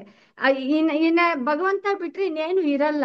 ಯಾಕೆ ಅಂತಂದ್ರೆ ಇನ್ನೇನು ಬೇಕು ಅನ್ನೋ ಒಂದು ಗುಣ ಇರಲ್ಲ ಅವನ ಹತ್ರ. ಏನ್ ಬಂದ್ರೆ ಓ ಸರಿ ಓಕೆ, ಬರ್ದಿಲ್ವಾ, ಬರ್ದೇ ಇದ್ರು ಕೂಡ ಸರಿ ಅನ್ನೋ ಭಾವನೆ, ಅದು ಆ ಸ್ವೀಕರಿಸೋ ಗುಣ ಇರತ್ತೆ. ಏನು ಬಂದ್ರೂನು ಅದನ್ನ ಈ ಗುಣಗಳನ್ನ ಅಳವಡಿಸ್ಕೊಂಡಾದ್ಮೇಲೆ ಆ ಎಲ್ಲವನ್ನೂ ಅವನು ಸ್ವೀಕರಿಸ್ತಾನೆ. ಬದಲಾಯಿಸಕ್ ನೋಡ್ತಾನೆ, ಸರಿ ಇಲ್ವಾ, ಅದನ್ನ ಏನು ಬಂದ್ರೆ ಅದನ್ನ ಸ್ವೀಕರಿಸುವಂತ ಒಂದು ಗುಣನ ಅವನು ಅಳವಡಿಸ್ಕೊಂಡಿರ್ತಾನೆ. ಈ ತರ ತಪಸ್ಸು ತರ ತಪ್ಪಿಸಿಕೊಂಡು ಆ ಆ ಒಂದು ಗುಣಗಳನ್ನೆಲ್ಲ ಅಳವಡಿಸ್ಕೊಂಡಿರ್ತಾನೆ ಅಂತ ಹೇಳ್ತಾ ಇದ್ದಾರೆ ಇದರಲ್ಲಿ. ಆ ಒಂದು ಸ್ಥಿತಿಯಲ್ಲಿ ಇರ್ತಾನೆ ಅಂತ. ಅದು ಬ್ರಾಹ್ಮಣ ಅಂತಂತಂದ್ರೆ ಆ ಒಂದು ಗುಣ ಬಂದಿರಬೇಕು ಅನ್ನೋದನ್ನ ಹೇಳ್ಕೊಡ್ತಾ ಇದ್ದಾರೆ ಈ ಶ್ಲೋಕದಲ್ಲಿ. ಹ್ಮ್. ಇಲ್ಲಿ 55ನೇ ಶ್ಲೋಕ. ಹೀಗೆ ಮಾಡ್ತಾ ಮಾಡ್ತಾ ಮಾಡ್ತಾ ಯಾರೋ ಯಾರೋ ಒಬ್ಬರು ಆ ಒಂದು ಭಗವಂತನನ್ನ ಯಥಾರ್ಥವಾಗಿ ತಿಳ್ಕೋತಾರೆ. ಅವನು ಅವನು ಪರಮ ಪುರುಷ ಅಂತ ಹೇಳ್ತಾರೆ ಅವನ್ನ ಅಂತ. ಭಕ್ತಿ ಸೇವೆಯಿಂದ ನಮ್ಮ ಸರ್ ಹೇಳಿದ್ರು ನನ್ಗೆ, ನಮ್ಗೆ ಈ ದುಃಖದಿಂದ ನಾವು ಪಾರಾಗ್ಬೇಕಾದ್ರೆ ಏನ್ ಮಾಡ್ಬೇಕು ಸರ್ ಅಂತಂದ್ರೆ ಭಕ್ತಿ ಯೋಗನ ಮಾಡ್ಕೊಂಡು ಹೋಗ್ಬೇಕು ಅಂತ ಹೇಳ್ತಾ ಇದ್ರು. ಆ ಭಕ್ತಿ ಸೇವೆಯಿಂದ ಮಾಡ್ತಾ ಹೋದಾಗ ಅವನು ಅರ್ಥ ಮಾಡ್ಕೊಂತ ಹೋಗ್ತಾನೆ. ಅರ್ಥ ಮಾಡ್ಕೊಂಡು ನನ್ ಆ ಪೂರ್ಣ ಪ್ರಜ್ಞೆನ ಅವನು ಪಡ್ಕೊಂತಾನೆ. ಪೂರ್ಣ ಪ್ರಜ್ಞೆ ಪಡ್ಕೊಂಡಾಗ ಆ ದೇವರ ರಾಜ್ಯ ಅಂತಂದ್ರೆ ಆ ಪರಮಾತ್ಮನೇ, ಇನ್ನು ಬೇರೆ ಇಲ್ಲ. ಆ ಐಕ್ಯತೆಯ ಭಾವ, ಒಂದೇ ಅನ್ನೋ ಭಾವ, ಅವನಿಗೆ ದುಃಖ ಇರಲ್ಲ ಅವಾಗ. ಬೇರೆ ಇದ್ರೆ ಇವೆಲ್ಲ ಬರತ್ತೆ. ಹಾಗಾಗಿ ಅದಕ್ಕೆ ಆ ಗುಣಗಳು ಫಸ್ಟ್ ಹೇಳ್ತಾ ಇದ್ದಾರೆ. ಆ ಗುಣಗಳನ್ನ ಅಳವಡಿಸ್ಕೊಂಡು ಹೋದಾಗ, ಇವನ್ನೆಲ್ಲ ಮುಂದುವರಿಸ್ಕೊಂಡು ಹೋದಾಗ ನನ್ನ ರಾಜ್ಯವನ್ನು ಸೇರ್ತಾನೆ, ಆ ದೇವರ ರಾಜ್ಯ ಅನ್ನೋದನ್ನ ಸೇರ್ತಾನೆ, ಸುಖವಾಗಿರ್ತಾನೆ, ಯಾವುದೇ ದುಃಖದಲ್ಲಿ ಸಿಕ್ಕಾಕೊಳ್ಳಲ್ಲ. ಸ್ವೀಕರಿಸೋ ಭಾವನ ಅವನು ಪಡ್ಕೊಂಡಿರ್ತಾನೆ ಅಂತ ಅಂತ ಹೇಳ್ತಾ ಇದ್ದಾರೆ ಇದರಲ್ಲಿ. ಒಂದೇ ಶ್ಲೋಕಕ್ಕೆ ಹೋಗೋಣ. ತುಂಬಾ ಚೆನ್ನಾಗಿ ಹೇಳ್ತಾ ಇದ್ದೀರಾ.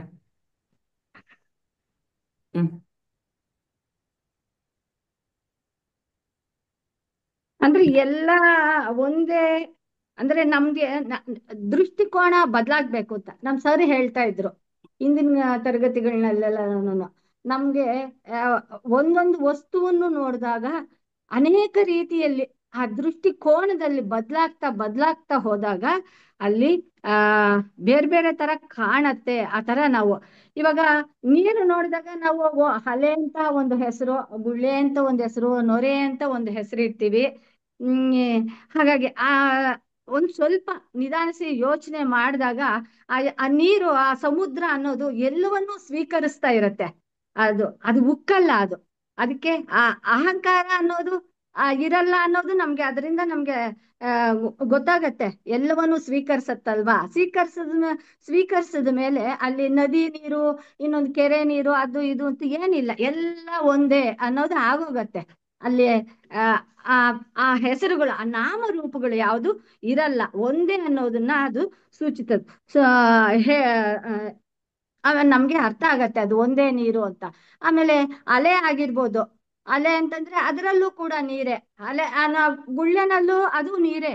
ಹಾಗಾಗಿ ಎಲ್ಲವೂ ನೀರೇ, ಇರೋದು ಒಂದೇ ಪರಬ್ರಹ್ಮ ಅಂತ ನಮ್ ನೋಡೋ ದೃಷ್ಟಿಕೋನದಲ್ಲಿ ಬದಲಾಗತ್ತೆ. ಕಲ್ಲರ್ದು ಕನ್ನಡಕ ಹಾಕೊಂಡಾಗ ನೋಡಿದಾಗ ನಮ್ಗೆಲ್ಲವೂ ಬಣ್ಣಗಳಾಗೆ ಕಾಣತ್ತೆ.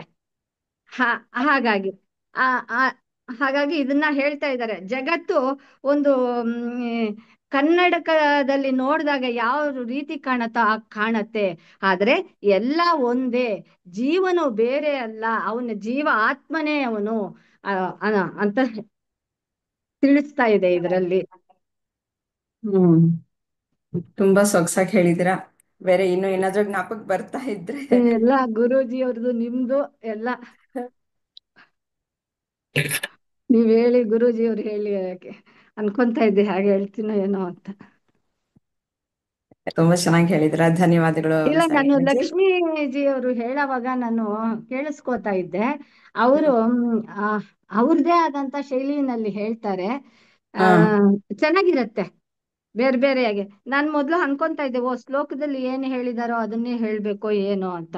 ಅವ್ರು ಬೇರೆ ಬೇರೆ ಕೋನದಲ್ಲಿ ಬೇರೆ ಬೇರೆಯಾಗಿ ಯೋಚನೆ ಮಾಡಿ ಅರ್ಥವನ್ನ ಅಲ್ಲಿ ತರ್ತಾರೆ ಲಕ್ಷ್ಮೀಜಿ ಅವರು. ಅದೇ ಜೀವನದ ಸತ್ಯಗಳನ್ನ ಅವರು ಅಪ್ಲೈ ಹಾ, ಮಾಡ್ತಾರೆ. ಅಪ್ಲೈ ಇದಕ್ಕೆ ಮಾಡ್ತಾರೆ ಶ್ಲೋಕ. ಅವರು, ಸ್ವಂತವಾಗಿ ಹೇಳ್ತಾ ಬರ್ತಾರೆ ಏನೇ ಹೇಳಿದ್ರು. ಅವಾಗ ನಾನು ಅನ್ಕೊಂಡೆ ಎಷ್ಟ್ ಚೆನ್ನಾಗಿ ಹೇಳ್ತಾ ಇದಾರಲ್ಲ ಇವರು ಅಂತ. ಧನ್ಯವಾದಗಳು ಸಾವಿತ್ರಿಜಿ. ಬ್ರಹ್ಮಜ್ಞಾನಿಗಳ ಗುಣಗಳನ್ನ ಇಲ್ಲಿ ತಂದಿದ್ದಾರೆ. ಈಗ ಪ್ರತಿಯೊಬ್ಬರಿಗೂ ಅವರವರದೇ ಆದ ಗುಣಗಳು ಇರುತ್ತೆ. ಸಾತ್ವಿಕ ಗುಣ ಹೆಚ್ಚಾಗಿರುವಂತಹವರು ಬ್ರಾಹ್ಮಣರು, ಮತ್ತೆ ರಜಸ್ಸು ಹೆಚ್ಚಾಗಿರೋರು ಸೈನಿಕರು ಅಥವಾ ಆಡಳಿತಗಾರರು. ಹಾಗೆ ಆ, ಮ- ಆ, ಆ, ಮತ್ತೆ ವೈಶ್ಯರು, ಅವರುಗಳಿಗೂ ಸಹ ಸ್ವಲ್ಪ ತಮೋ ಗುಣ ಮತ್ತೆ ರಜಸ್ಸು ಹಾಗೆ ಆ, ಅದರ ಒಂದು ಪ್ರಭಾವ ಇರುತ್ತೆ. ಮತ್ತೆ ಶೂದ್ರರು ಅಂತ ಬಂದಾಗ ಅವರಿಗೆ ತಮಸ್ಸು ಜಾಸ್ತಿ ಇರುತ್ತೆ, ಸ್ವಲ್ಪ ರಜಸ್ಸು ಹೀಗಿರುತ್ತೆ. ಎಲ್ಲ ಮನುಷ್ಯನಿಗೂ ಒಂದೊಂದು ಗುಣ ಇರುತ್ತೆ. ಒಂದೇ ತಾಯಿ ಮಕ್ಕಳು 4 ಜನ ಇದ್ದರೆ 4 ಜನಕ್ಕೂ 4 ಬೇರೆ ಬೇರೆ ಗುಣಗಳು ಇರಬಹುದು. ಇದು ಬ್ರಾಹ್ಮಣ ಅಂತಂದ್ರೆ ವಂಶ ಪಾರಂಪರಿಕವಾಗಿಯೇ ಬಂದಿರಬೇಕು ಅಂತ ಏನಿಲ್ಲ, ಹಾಗೂ ಇರಬಹುದು. ಯಾತಕ್ಕೆ ಅಂದರೆ ಅಪ್ಪ ಅಮ್ಮ ಎಲ್ಲರ ನಡೆ ನುಡಿಗಳು ಹೇಗಿರುತ್ತೋ ಹಾಗೆ ಸಹಜವಾಗಿ ಮಕ್ಕಳಿಗೂ ಬರೋದು ಸಹಜವಾಗೇ ಇರುತ್ತೆ. ಆದರೆ ಅದರಲ್ಲಿ ಬದಲಾವಣೆಗಳು ಸಹ ಇರುತ್ತೆ. ಹೀಗೆ ಈಗ ನಾವು ತಗೊಳ್ಬೇಕಾಗಿರೋದು ಜಾತಿ ಅಲ್ಲ, ಯಾರಿಗೆ ಯಾರು ಬ್ರಾಹ್ಮಣ ಅಂತ. ಅವನಿಗೆ ನೈಸರ್ಗಿಕವಾಗಿ ಅಂತಂದರೆ ಹುಟ್ಟಿದಾಗ್ಲಿಂದ ಕೆಲವು ಗುಣಗಳಿರುತ್ತೆ, ಮತ್ತು ಅವನು ಅಳವಡಿಸ್ಕೊಂಡಿರುವಂತಹ ಗುಣಗಳು ಇರುತ್ತೆ. ಅದರಲ್ಲಿ ಯಾವುದು ಪ್ರಧಾನವಾಗಿ ಯಾವುದು ಕಾಣಿಸ್ಕೊಳ್ಳುತ್ತೋ ಅದಕ್ಕೆ ಈ ಗುಣಗಳೆಲ್ಲವೂ ಇದ್ದ ಪಕ್ಷದಲ್ಲಿ ಅಂತಹವನು ಬ್ರಾಹ್ಮಣ. ಶಾಂತಿ, ಮನಸ್ಸಿನಲ್ಲಿ ನಿಯಂತ್ರಣ, ಯಾವಾಗಲೂ ಸಮಾಧಾನವಾಗಿರುವಂಥದ್ದು. ಇಂದ್ರಿಯ ಶಮ ಅಂತಂದರೆ ಮಾನಸಿಕ ನಿಯಂತ್ರಣ, ದಮ ಅಂತಂದರೆ ಇಂದ್ರಿಯ ನಿಗ್ರಹ, ಶಮ ದಲ್ಲಿ ಮನಸ್ಸನ್ನ ನಾವು ನಿಯಂತ್ರಿಸ್ತೀವಿ. ಹೊರಗಡೆ ಇಂದ್ರಿಯಗಳನ್ನು ನಾವು ನಿಯಂತ್ರಿಸುವುದೇ ಮನಸ್ಸು. ಆ, ದಮ ಅದು ಇಂದ್ರಿಯಗಳ ನಿಗ್ರಹ. ಹೊರಗಡೆ ನಂಗೆ ಏನು ಕಾಣಿಸ್ತಾ ಇದೆಯೋ ಅದನ್ನೆಲ್ಲ ಅದು ಸಹ ಬ್ರಹ್ಮವೇ ಅನ್ಕೊಳ್ಳೋದು. ಪ್ರತಿಯೊಂದೂ ಬ್ರಹ್ಮವೇ. ಇಲ್ಲಿ ನಾವು ಗುರಿ ಮುಟ್ಟಬೇಕಾಗಿರೋದು ಬ್ರಹ್ಮವೇ. ಅದಕ್ಕೆ ಏನು ಏನು ಸಾಧನಗಳಿದೆಯೋ ಅವುಗಳು ಬ್ರಹ್ಮವೇ. ಶುದ್ಧವಾಗಿರಬೇಕು. ಶಾಂತಿ ಅಂದರೆ ಎಲ್ಲವನ್ನು ನಾವು ಸಮಾಧಾನಕರವಾಗಿ ನಾವು ಸಹನೆಯಿಂದ ನಾವು ಆ, ತೆಗೆದುಕೊಳ್ಬೇಕು. ಮತ್ತೆ ಆರ್ಜವಂ ಆರ್ಜವಂ ಅಂತಂದ್ರೆ ನಾನು ಯಾವಾಗಲೂ ಪ್ರಾಮಾಣಿಕ, ಒಂದೇ ನೇರ ನಡೆ ನುಡಿ. ಒಳಗಡೆನೂ ಒಂದೇ ಇರುತ್ತೆ, ಹೊರಗಡೆನೂ ಇರುತ್ತೆ ಅಂಥದ್ದು ಆರ್ಜವಂ. ಮತ್ತೆ ಜ್ಞಾನ ವಿಜ್ಞಾನ. ಜ್ಞಾನ ಆಸ್ತಿಕ್ಯ ಅಂತಂದ್ರೆ ಗುರು ವಾಕ್ಯದಲ್ಲಿ ಮತ್ತೆ ಶಾಸ್ತ್ರಗಳಲ್ಲಿ ನಂಬಿಕೆ ಇಟ್ಕೊಂಡಿರೋದು. ಇವೆಲ್ಲವೂ ಅದರಲ್ಲಿ ಅವನಿಗೆ ಯಾವ ಒಂದು ಸಂದೇಹ ಇರಲ್ಲ, ವಿಶ್ವಾಸ ಇರುತ್ತೆ. ಅಂಥವನು ಬ್ರಾಹ್ಮಣ. ಅವನಿಗೆ ಆ ಸ್ವಭಾವ ಆ ರೀತಿಯಲ್ಲಿರುತ್ತೆ. ಯಾವಾಗ ಅವನಿಗೆ ಸಾತ್ವಿಕ ಗುಣ ಹೆಚ್ಚಿರುತ್ತೋ ಆಗ ಈ ಎಲ್ಲವನ್ನು ಅಳವಡಿಸ್ಕೊಳ್ಳೋದಕ್ಕೆ ಸಾಧ್ಯ. ಇಲ್ಲ ಅಂತಂದ್ರೆ ಬೇರೆ ಬೇರೆ ಗುಣಗಳು ಒಂದು ಎರಡು ಕಡಿಮೆ ಆಗೋಗ್ತಾ ಹೋಗ್ತಾ ಇರುತ್ತೆ.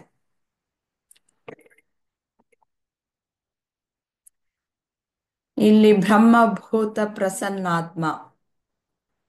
ಬ್ರಹ್ಮಭೂತ ಅಂತಂದ್ರೆ ಯಾರು ಜ್ಞಾನಿಯಾಗಿರ್ತಾನೋ, ಬ್ರಹ್ಮವನ್ನ ತಿಳ್ಕೊಂಡಿರ್ತಾನೋ ಅಂಥವನು. ಅಂಥವನ ಮನಸ್ಸು ಯಾವಾಗಲೂ ಪ್ರಶಾಂತವಾಗಿರುತ್ತೆ. ಅವನಿಗೆ ನ ಶೋಚತಿ ನ ಕಾಂಕ್ಷತಿ. ಅವನು ಶೋಕವೂ ಪಡಲ್ಲ, ಅವನು ಆಕಾಂಕ್ಷೆನೂ ಇಲ್ಲ. ಮತ್ತೆ ಸಮ ಸರ್ವೇಷು ಭೂತೇಶು, ಎಲ್ಲ ಇದರಲ್ಲೂ ಎಲ್ಲ ಏನು ಕಾಣಿಸ್ತಾ ಇದೆಯೋ ಎಲ್ಲ ಭೂತ ಜೀವಿಗಳಲ್ಲಿ ಎಲ್ಲದರಲ್ಲೂ ಅವನು ಆ, ಪರಮಾತ್ಮನನ್ನೇ ನೋಡ್ತಾನೆ. ಪರಮಾತ್ಮನ ಬಿಟ್ಟು ಬೇರೆ ಏನಿಲ್ಲ ಅವನಿಗೆ. ಆ ರೀತಿಯಲ್ಲಿ ಅವನು ಇರ್ತಾನೆ. ಯಾವುದಕ್ಕೂ ದುಃಖ ಪಡಲ್ಲ, ಏನಿಲ್ಲ. ಏ ಜೀವನದಲ್ಲಿ ಬೇಕಾದಷ್ಟು ಬರುತ್ತೆ, ಅದು ಸಹಜ ಅಂತಂದ್ಬಿಟ್ಟು ಅನ್ಕೊಳ್ತಾನೆ ಅವನು. ಬ್ರಹ್ಮ ಆ, ತತ್ವದಲ್ಲಿ ಅವನು ಸ್ಥಿತವಾಗಿರ್ತಾನೆ. ಹಾಗಾಗಿ ಏನೇನು ನಡೀತಾ ಇದೆಯೋ ಅದೆಲ್ಲವೂ ನಡೀತಾ ಇದೆ, ಅದು ನಾನು ಅಂಟ್ಕೊಂಡಿಲ್ಲ ಅನ್ನೋ ರೀತಿಯಲ್ಲಿ ಇರ್ತಾನೆ. ಆದ್ರಿಂದ ಅವನು ಯಾವಾಗಲೂ ಶಾಂತವಾಗಿ ಪರಮ ಶಾಂತತೆಯನ್ನು ಹೊಂದಿರ್ತಾನೆ. ಅಂಥ ಅಂಥವನು ಆ, ಆ, ಪರಮಭಕ್ತಿ ಪರಮಭಕ್ತಿಯಿಂದ ಅದೇ ಪರಮಭಕ್ತಿ. ಯಾವಾಗಲೂ ಭಗವಂತನನ್ನ ನಂಬಿಕೊಂಡು ಅವನು ಎಲ್ಲದರಲ್ಲೂ ಸರ್ವಭೂತಗಳಲ್ಲೂ ಪರಮಾತ್ಮನನ್ನೇ ಕಾಣ್ತಾ ಇರೋದೇ ಅವನದು ಪರಮಭಕ್ತಿ ಅಂತಂದ್ಬಿಟ್ಟು. ಅಲ್ಲಿ ಪರಮಾತ್ಮನನ್ನೇ ಅವನು ಕಾಣ್ತಾ ಇರ್ತಾನೆ. ನನ್ನಲ್ಲೂ ಪರಮಾತ್ಮನೇ, ಹೊರಗಡೆನೂ ಪರಮಾತ್ಮನೇ, ಎಲ್ಲದರಲ್ಲೂ ಪರಮಾತ್ಮನೇ ಅನ್ನುವ ದೃಢವಾದ ನಿಶ್ಚಲವಾದ ನಂಬಿಕೆ. ಮತ್ತೆ ಬರೀ ನಂಬಿಕೆ ಅಲ್ಲ, ಅದರಲ್ಲಿ ನಿಶ್ಚಲವಾಗಿ ತತ್ವದಲ್ಲಿ ಅವನು ನಿಂತಿರ್ತಾನೆ.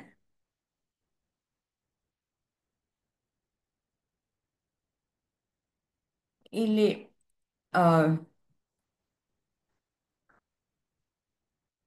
ಪರ ಪರಮಾತ್ಮನನ್ನ ಯಥಾರ್ಥವಾಗಿ ತಿಳ್ಕೊ ಅಂತ ಹೇಳ್ತಾರೆ. ಯಥಾರ್ಥವಾಗಿ ಅಂತಂದ್ರೆ ಹೇಗೆ ತತ್ವತಃ ಅಂದ್ರೆ ಸತ್ಯವನ್ನ ತಿಳಿದುಕೊಳ್ಬೇಕು. ಅದೇ ಪರಮಾತ್ಮ ಅನ್ನೋದನ್ನ ತಿಳ್ಕೊಳ್ಬೇಕು. ಆ ಪರಮಾತ್ಮ ಏನು ನಾವು ಆ, ಬೇಕಾದಷ್ಟು ಬಾರಿ ನಾವು ಚರ್ಚೆಯನ್ನ ಮಾಡಿದ್ವಿ. ಪರಮಾತ್ಮನ ಗುಣಗಳು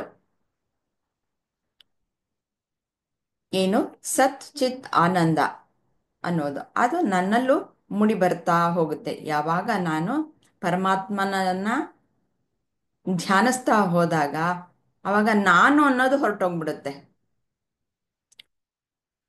ಈ ಅಹಂ ಅನ್ನುವ ನಾನು ಹೊರಟೋಗ್ಬಿಡುತ್ತೆ. ಪರಮಾತ್ಮನ ಲಕ್ಷಣಗಳೇ ಎಲ್ಲ ಮೂಡಿ ಬರ್ತಾ ಇರುತ್ತೆ. ಪರಮಾತ್ಮನನ್ನ ಯಥಾರ್ಥವಾಗಿ ತಿಳಿದುಕೊಂಡಾಗ ಆಗ ಏನಾಗುತ್ತೆ? ಅವನು ಭಗವಂತನಲ್ಲೇ ಸಾಯುಜ್ಯತೆಯನ್ನ ಪಡಿತಾನೆ. ಅದೇ ದೇವರ ರಾಜ್ಯವನ್ನು ಪ್ರವೇಶಿಸುವುದು ಅಂತಂದ್ರೆ ಆ, ನನ್ನ ಅಭಿಪ್ರಾಯದಲ್ಲಿ ಆ, ಭಗವಂತನಲ್ಲೇ ಒಂದಾಗೋದು. ನನ್ನಲ್ಲೂ ಪರಮಾತ್ಮನೇ ಇರೋದು, ಎಲ್ಲ ಕಡೆಯೂ ಪರಮಾತ್ಮನೇ ಇರೋದು. ಈ ನಾನು ಹೊರಗಡೆ ನೋಡ್ತಾ ಇರೋ ಜಗತ್ತಿನಲ್ಲಿ ಪರಮಾತ್ಮನೇ ಇರೋದು, ಸಕಲ ಜೀವಿಗಳಲ್ಲಿ ಪರಮಾತ್ಮನೇ ಇರೋದು ಅಂತ ಅಂದಾಗ ಅವನು ಬೇರೆ ಇನ್ನೊಂದು ಇಲ್ಲ ಅನ್ನುವ ಒಂದು ಸತ್ಯವನ್ನು ಅವನು ತಿಳಿದುಕೊಂಡಿರ್ತಾನೆ. ಇಲ್ಲಿ ಪರಮಾತ್ಮನೇ ಹೀಗೆ ಎಲ್ಲವೂ ಕಾಣಿಸ್ತಾ ಇರೋದು, ಎಲ್ಲ ಪರಮಾತ್ಮನೇ ಈ ಅನ್ನೋದು ಅವನಿಗೆ ದೃಢವಾಗ್ಬಿಟ್ಟಿರುತ್ತೆ.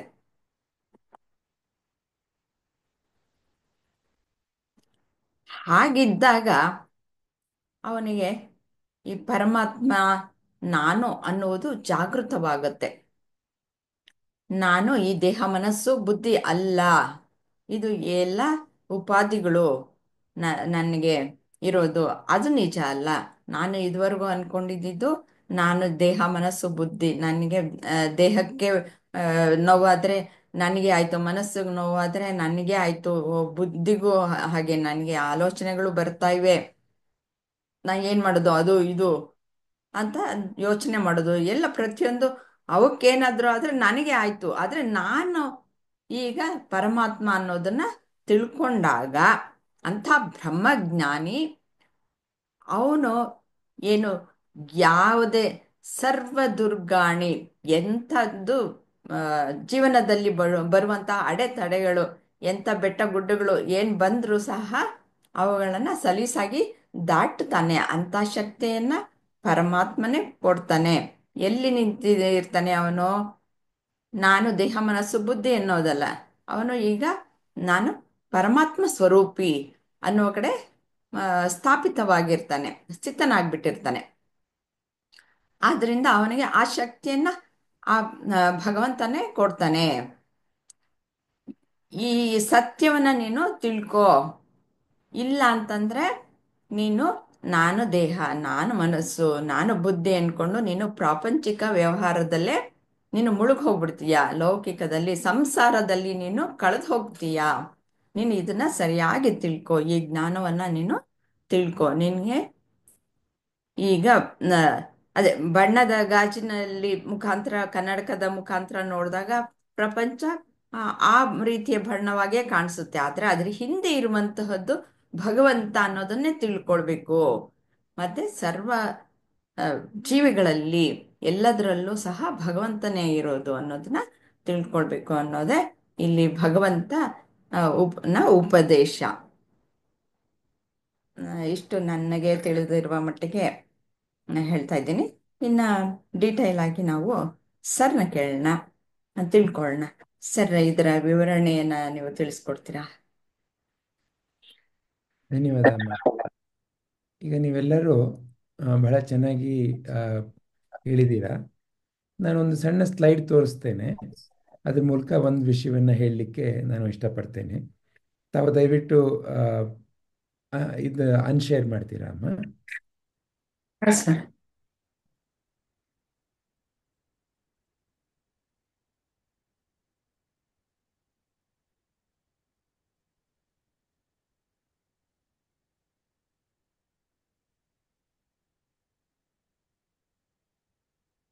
ಆಯ್ತಲ್ಲ? ಇಲ್ಲ ಸರ್. ಒಂದು ನಿಮಿಷ.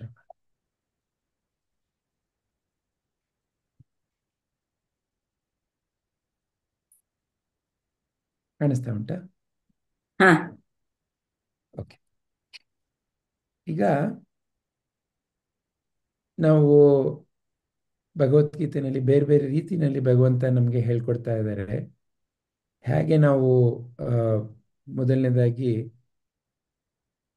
ಜ್ಞಾನ, ಜೀವನದ ಬಗ್ಗೆ, ನನ್ನ ಬಗ್ಗೆ ನಾನು ಸತ್ಯವಾದ ಜ್ಞಾನವನ್ನು ಬೆಳೆಸ್ಕೊಳ್ಬೇಕು, ಹೇಗೆ ನಾನು ಜೀವನದಲ್ಲಿ ನಾನು ವರ್ತನೆ ಅಥವಾ ನನ್ನ ಕರ್ಮವನ್ನು ಯಾವ ರೀತಿ ಮಾಡಬೇಕು, ಈ ವಿಷಯದ ಬಗ್ಗೆ ನಿಮಗೆ ನನಗೆ ಒಂದು ಶುದ್ಧವಾದ ಜ್ಞಾನವನ್ನು ಬೋಧನೆ ಮಾಡ್ತಾ ಬರ್ತಾ ಇದ್ದಾರೆ.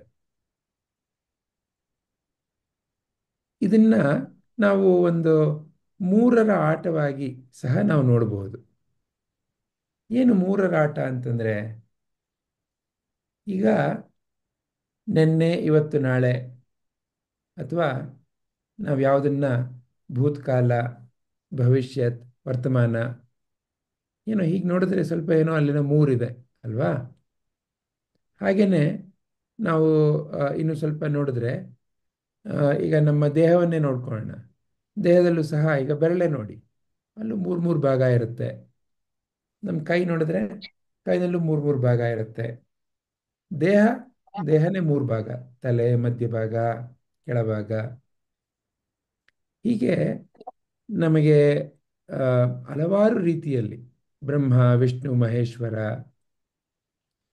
ಹೀಗೆ ಜೀವನದಲ್ಲಿ ಹಲವಾರು ರೀತಿಯಲ್ಲಿ ಸತ್ವಗುಣ, ರಜೋಗುಣ, ತಮೋಗುಣ, ಈ ಮೂರು ಅನ್ನೋ ಸಂಖ್ಯೆ ಏನೋ ಒಂದು ರೀತಿ ವೈಶಿಷ್ಟ್ಯತೆಯನ್ನು ಈ ಪ್ರಕೃತಿಯಲ್ಲಿ ಉಳಿಸ್ಕೊಂಡಿದೆ.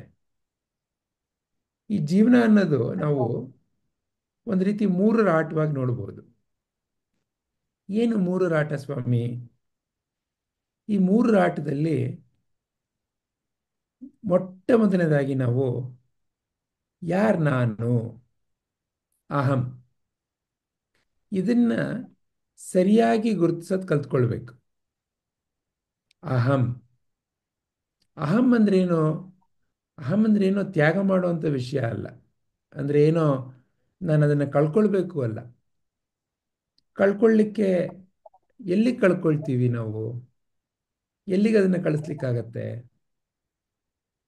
ಈಗ ನಮ್ಮ ಕೈನಲ್ಲಿ ಬೆರಳುಗಳಿದ್ದಾವೆ. ಯಾವುದೋ ಬೆರಳು ಇನ್ನೊಂದು ಬೆರಳಿಗಿಂತ ಸ್ವಲ್ಪ ಉದ್ದನೋ ತುಂಡನೋ ಇದೆ.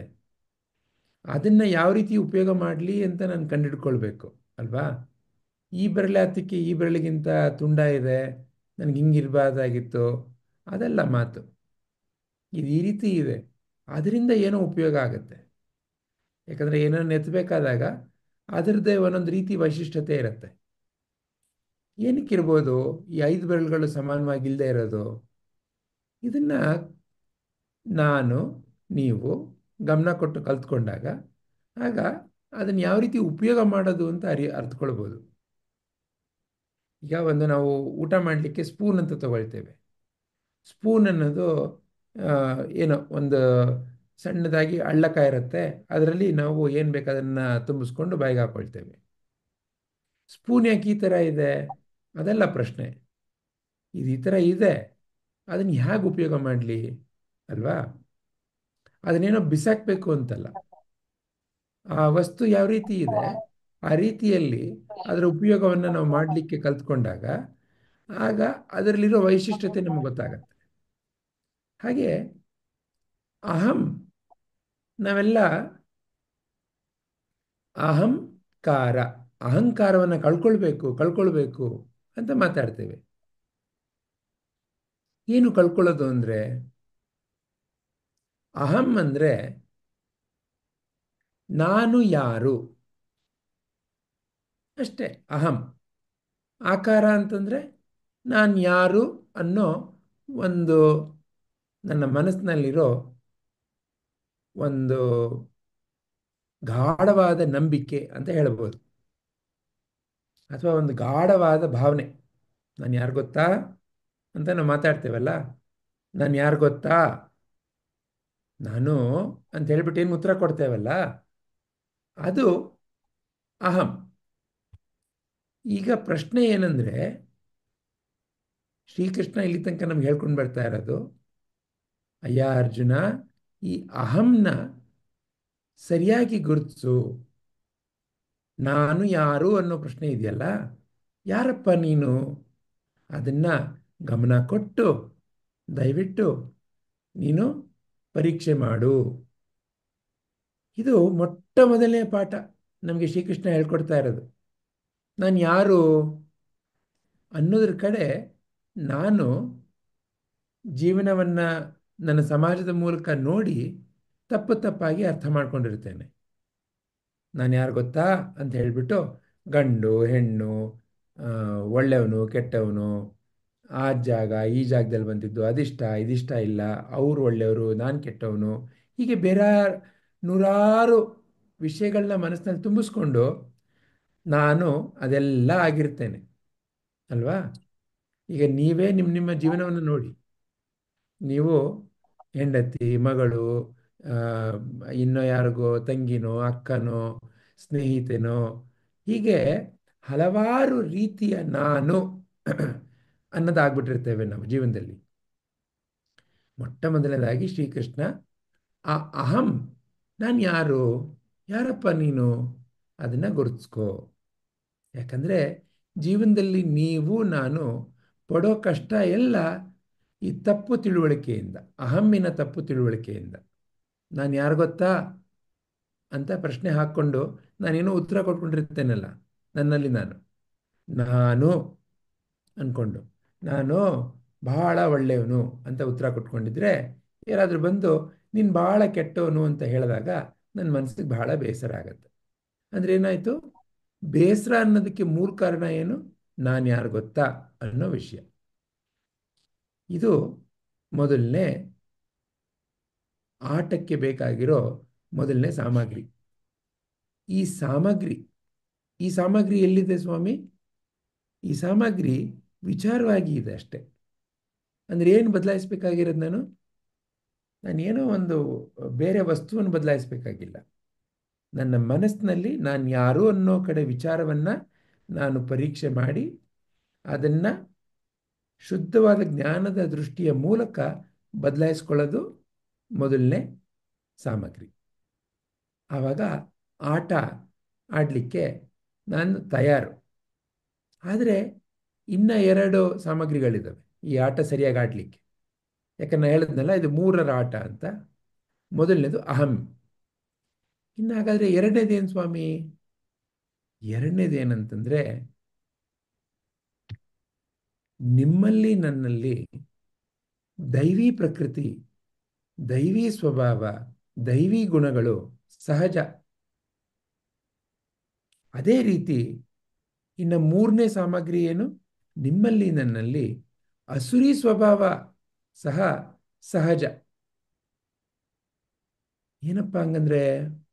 ಅಂದರೆ ಕಾಮ, ಕ್ರೋಧ, ಮದ, ಮತ್ಸರ, ಲೋಭ ಇವೆಲ್ಲ ನನ್ನಲ್ಲೂ ಸಹ ಬರುತ್ತೆ.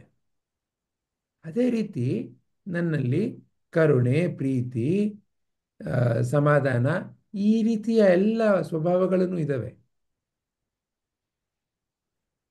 ಆಟ ಯಾವುದ್ರ ಮೂಲಕ ಆಡ್ತಾ ಇದ್ದೇನೆ? ನಾನು ಯಾರು ಗೊತ್ತಾ ಅನ್ನೋ ತಿಳುವಳಿಕೆ ಮೂಲಕ. ನಾನು ಯಾರು ಗೊತ್ತಾ ಅನ್ನೋ ತಿಳುವಳಿಕೆಯಲ್ಲಿ ನಾನು ಏನೋ ಒಂದು ಪರಿಮಿತಿ ಇರುವವ ಅನ್ನೋ ಒಂದು ರೀತಿಯ ವಿಚಾರ ಮನಸ್ಸಿನಲ್ಲಿದ್ದರೆ, ಆಗ ಅದು ಮೂಲ ಅಸುರಿ ಸ್ವಭಾವ. ನನ್ನ ಅಸುರಿ ಸ್ವಭಾವ ಮುಂದೆ ಮುಂದೆ ಒಂದು ರೀತಿ ಬೆಳಿಲಿಕ್ಕೆ ಶುರು ಆಗತ್ತಲ್ಲ, ಅದಕ್ಕೆ ಮೂಲ ಕಾರಣ ನಾನು ಯಾರು ಗೊತ್ತಾ ಅನ್ನೋ ವಿಷಯದಲ್ಲಿ ನನ್ನಲ್ಲೇ ಇರೋ ತಪ್ಪು ತಿಳುವಳಿಕೆ. ಅದರ ಮೂಲಕ ಈ ಅಸುರಿ ಸಾಮಗ್ರಿ ನಮ್ಮ ಜೀವನದಲ್ಲಿ ಬೆಳೀತಾ ಹೋಗ್ಬಿಡುತ್ತೆ. ಆದರೆ ಯಾವಾಗ ನಾನು ಅನ್ನೋ ವಿಚಾರವನ್ನು ಮಾಡಿ, ನಾನು ಯಾರು ಅನ್ನೋ ವಿಚಾರವನ್ನು ತಿಳ್ಕೊಂಡಾಗ ನನ್ನಲ್ಲೇ ಇರೋ ದೈವಿ ಸ್ವಭಾವವನ್ನು ನಾನು ಹೊರತರಲಿಕ್ಕೆ ಸಾಧ್ಯತೆ. ಅಂದ್ರೇನು? ಆಟ ಆಡಬೇಕಾದಾಗ ನನ್ನಲ್ಲಿನ ಅಸುರಿ ಸ್ವಭಾವವನ್ನು ದಮನ ಮಾಡಲಿಕ್ಕೆ ನಾನು ಕಲ್ತ್ಕೊಳ್ಬೇಕು ಸ್ವಾಮಿ. ನನ್ನಲ್ಲಿ ಈ ಅಸುರಿ ಸ್ವಭಾವ ಇರುತ್ತಲ್ಲ, ಅದು ಬೇರೆ ಬೇರೆ ಪರಿಸ್ಥಿತಿನಲ್ಲಿ ಬೇರೆ ಬೇರೆ ರೀತಿಯಲ್ಲಿ ಬರುತ್ತೆ ಸ್ವಾಮಿ. ಒಂದು ರೀತಿಯಲ್ಲಿ ಅಹಂ ಅನ್ನೋದು ಬಹಳ ಸೂಕ್ಷ್ಮವಾಗಿರುತ್ತೆ. ಕೆಲವು ಸರ್ತಿ ನಾನು ಈ ಆಧ್ಯಾತ್ಮಿಕ ಒಂದು ಜ್ಞಾನವನ್ನು ಬೆಳೆಸ್ಕೊಳ್ತಾ ಇದ್ದೇನೆ. ನಾನು ಆಧ್ಯಾತ್ಮದಲ್ಲಿ ನಿಪುಣ. ಇದೇ ಒಂದು ಅಹಂ ಸ್ವಾಮಿ. ಅಥವಾ ಅವರು ಸತ್ಸಂಗಕ್ಕೆ ಬರ್ತಾರೆ, ಆದರೆ ಯಾವ ಥರ ಮಾತಾಡ್ತಾರೆ ನೋಡಿ, ನಾನು ಆ ಥರ ಇಲ್ಲಪ್ಪ. ಅದು ಒಂಥರ ಅಹಮ್ಮೆ. ಏನಾಗ್ತಾ ಇದೆ ಇಲ್ಲೆಲ್ಲ? ಈ ಅಹಂ ಅನ್ನೋದು ಒಂದು ರೀತಿ ಅಡ್ಕೊಳ್ಳುತ್ತೆ ಸ್ವಾಮಿ. ನಾನೀಗ ಬ್ರಹ್ಮನ್ನಾಗ್ಬಿಟ್ಟೆ. ಅಂತ ಹೇಳ್ಕೊಂಡು ನಾನು ಬಹಳ ಒಳ್ಳೆಯವನಾಗ್ಬಿಟ್ಟೆ. ನಾನು ಎಲ್ಲರಿಗೂ ಸೇವೆ ಮಾಡ್ತಾ ಇದ್ದೀನಿ. ಇದು ಅಹಮ್ಮೆ ಸ್ವಾಮಿ. ನಾನು ಈ ನಾನು ಅನ್ನೋ ವಿಚಾರ ಈಗ ಆಧ್ಯಾತ್ಮಿಕ ಒಂದು ಪ್ರಕೃತಿಯನ್ನು ಧಾರಣೆ ಮಾಡಿಕೊಂಡು ಒಂದು ರೀತಿಯಲ್ಲಿ ಅಸುರಿ ಅಂದ್ರೇನು, ನಾನು ಇನ್ನೂ ವಸ್ತು ಅನ್ನೋ ವಿಷಯ ಹೋಗಿಲ್ಲ. ಹಾಗಾಗಿ ಈ ರೀತಿ ಈ ಅಸುರಿ ಸ್ವಭಾವ ಈ ರೀತಿ ಎಲ್ಲ ಹೊರ ಕಾಣಿಸ್ತಾ ಇರತ್ತೆ ಸ್ವಾಮಿ. ಆಟ ಏನಂದ್ರೆ ನಾನು ಯಾರು ಅಂತ ತಿಳ್ಕೊಂಡು ನನ್ನಲ್ಲಿ ಯಾವಾಗ ಯಾವಾಗ ಈ ಅಸುರಿ ಸ್ವಭಾವ ಬರ್ತಾ ಇರುತ್ತೆ ಅದನ್ನು ದಮನ ಮಾಡೋದು ಕಲ್ತ್ಕೊಳ್ಬೇಕು ಸ್ವಾಮಿ. ಈ ಅಕೌಂಟಿಂಗ್ ಅಂತ ಇರುತ್ತೆ. ಅಕೌಂಟಿಂಗ್ನಲ್ಲಿ ಕ್ರೆಡಿಟ್ ಡೆಬಿಟ್ ಅಂತ ಹೇಳ್ತಾರೆ. ಅಥವಾ ನಿಮ್ಮ ಬ್ಯಾಂಕ್ನಲ್ಲಿ ದುಡ್ಡು ಹಾಕ್ತೀರಾ ಅಥವಾ ದುಡ್ಡು ತಗೊಳ್ತೀರಾ. ದುಡ್ಡು ಹಾಕಿದ್ರೆ ಅದು ಬೆಳೀತಾ ಹೋಗುತ್ತೆ, ದುಡ್ಡು ತಗೊಂಡ್ರೆ ಕಡಿಮೆ ಆಗ್ತಾ ಹೋಗುತ್ತೆ. ಹೀಗೆ ನಿಮ್ಮಲ್ಲಿ ನನ್ನಲ್ಲಿ ದೈವಿ ಅಸುರಿ ಯಾವುದನ್ನು ಬೇಕಾದರೂ ನೀವು ನಾನು ಬೆಳೆಸ್ಬೋದು ಸ್ವಾಮಿ. ಎಲ್ಲಿ ತನಕ ಆಟ ಆಡಬೇಕಾದಾಗ ನಾನು ನನ್ನಲ್ಲಿನ ಅಸುರಿ ಸ್ವಭಾವವನ್ನು ಬೆಳೆಸ್ತಾ ಹೋಗ್ತೇನೆ, ಆಗ ಈ ಆಟ ನನಗೆ ಬರೀ ಕಾಟ. ಆಟ ಯಾವಾಗ ಚೆನ್ನಾಗಾಗತ್ತೆ, ನಾನು ಯಾರು ಅಂತ ಅರ್ಥಕೊಂಡು ನನ್ನಲ್ಲಿನ ದೈವಿ ಸ್ವಭಾವ. ಸದ್ಗುರು ಅಂದ್ರೆ ಯಾರು ಹಾಗಾದ್ರೆ? ಯಾರು ತನ್ನ ಅಹಂ ಅನ್ನೋದನ್ನ ಪರೀಕ್ಷೆ ಮಾಡಿ ನಾನು ಅದೆಲ್ಲ ಅನ್ನೋ ತಿಳುವಳಿಕೆಯಿಂದ ಈಗ ನಾನು ಜೀವನದಲ್ಲಿ ನನ್ನಲ್ಲಿನ ದೈವತ್ವವನ್ನು ಹೊರತರ್ತೇನೆ, ಆ ದಾರಿಯಲ್ಲಿ ನಾನು ನಡೀತೇನೆ ಅಂತ ಯಾರು ನಡೆದು ನಡೆದು ನಿಪುಣರಾದ್ರು ಅವರು ಸದ್ಗುರುಗಳು. ಆ ನಿಪುಣತೆಯನ್ನು ಇನ್ನೊಬ್ರಿಗೆ ನಾನು ಹಂಚುತ್ತೇನೆ, ಅವರು ಸದ್ಗುರುಗಳು. ಹೀಗೆ ಈ ಜೀವನದ ಆಟ ಈ ಮಕ್ಕಳ ಆಟ ಥರ ಆಗಬೇಕು ಅಂದರೆ ನಾನು ಈ ದಿಕ್ಕಿನಲ್ಲಿ ನಡಿಬೇಕು ಸ್ವಾಮಿ. ಈ ಮೂರಿದಾವೆ, ಅಹಮ್ಮು, ಅಸುರಿ, ದೈವಿ. ಈ ದಿಕ್ಕಿನಲ್ಲಿ ಹೋದರೆ ನಾನು ಈ ಆಟದಲ್ಲಿರೋ ಮಜಾ ಇದೆಯಲ್ಲ ಅದರಿಂದ ದೂರ ದೂರ ಹೋಗ್ತಾ ಇರ್ತೇನೆ ಸ್ವಾಮಿ. ಈ ಆಟದಲ್ಲಿರೋ ಮಜಾ ಬೇಕಂದ್ರೆ ನಾನು ಈ ದಿಕ್ಕಿನಲ್ಲಿ ನಡಿಬೇಕು ಸ್ವಾಮಿ. ಅದನ್ನೇ ಶ್ರೀಕೃಷ್ಣ ನಿಮಗೆ ನನಗೆ ಹೇಳ್ಕೊಡ್ತಾ ಇದ್ದಾರೆ. ಹೀಗೆ ನಾವು ಯಾರು, ನಾನು ಯಾರು ಅನ್ನೋ ಸತ್ಯವನ್ನು ಪರೀಕ್ಷೆ ಮಾಡಿ ನಾನು ಏನಲ್ಲ ಅದನ್ನು ಪಕ್ಕದಲ್ಲಿಟ್ಟು ನನ್ನಲ್ಲಿನ ದೈವ್ಯತ್ವವನ್ನು ಹೊರತರಲಿಕ್ಕೆ ಯಾರು ನನಗೆ ಒಂದು ಮಾದರಿ? ಈಗ ನಿಮಗೆ ನನಗೆ ನಮ್ಮ ಜೀವನದಲ್ಲಿ ನಮ್ಮ ಸದ್ಗುರುಗಳು ಒಂದು ಮಾದರಿ. ಹೀಗೆ ಸರಿಯಾದ ಮಾದರಿಯನ್ನು ನಾವು ನಮ್ಮ ದೃಷ್ಟಿಕೋನವಾಗಿಟ್ಕೊಂಡು ಆ ದಿಕ್ಕಿನಲ್ಲಿ ನಡೀತಾ ಇದ್ದರೆ ಆಗ ನಮ್ಮಲ್ಲಿನ ಸಹಜವಾದ ಒಂದು ಮುಗ್ಧತೆ, ಕರುಣತೆ, ಪ್ರೀತಿ ಯಾವುದನ್ನೆಲ್ಲ ನಾವು ದೈವಿ ಸ್ವಭಾವ ಅಂತ ಹೇಳ್ತೇವೆ, ಯಾವುದನ್ನು ನಾವು ದೇವರು ಅಂತ ಹೇಳ್ತೇವೆ, ಅದು ತಾನೇ ತಾನಾಗಿ ನಿಮ್ಮಲ್ಲಿ ಮೂಡಲಿಕ್ಕೆ ಶುರುವಾಗತ್ತೆ. ಅದನ್ನೇ ಎಲ್ಲ ಗುರುಗಳು ಬಯಸೋದು. ಹಾಗೆ ಮಾಡೋಣ. ಹರಿ ಓಂ. ಧನ್ಯವಾದಗಳು ಸರ್. ಏನಾದರೂ ಪ್ರಶ್ನೆ ಇದೆಯಾ ಯಾರಿಗಾದರೂ? ಏನಾದರೂ ಹೇಳಬೇಕು ಅಥವಾ ಕೇಳಬೇಕು ಅಂತ ಅನಿಸ್ತಾ ಇದೆಯಾ?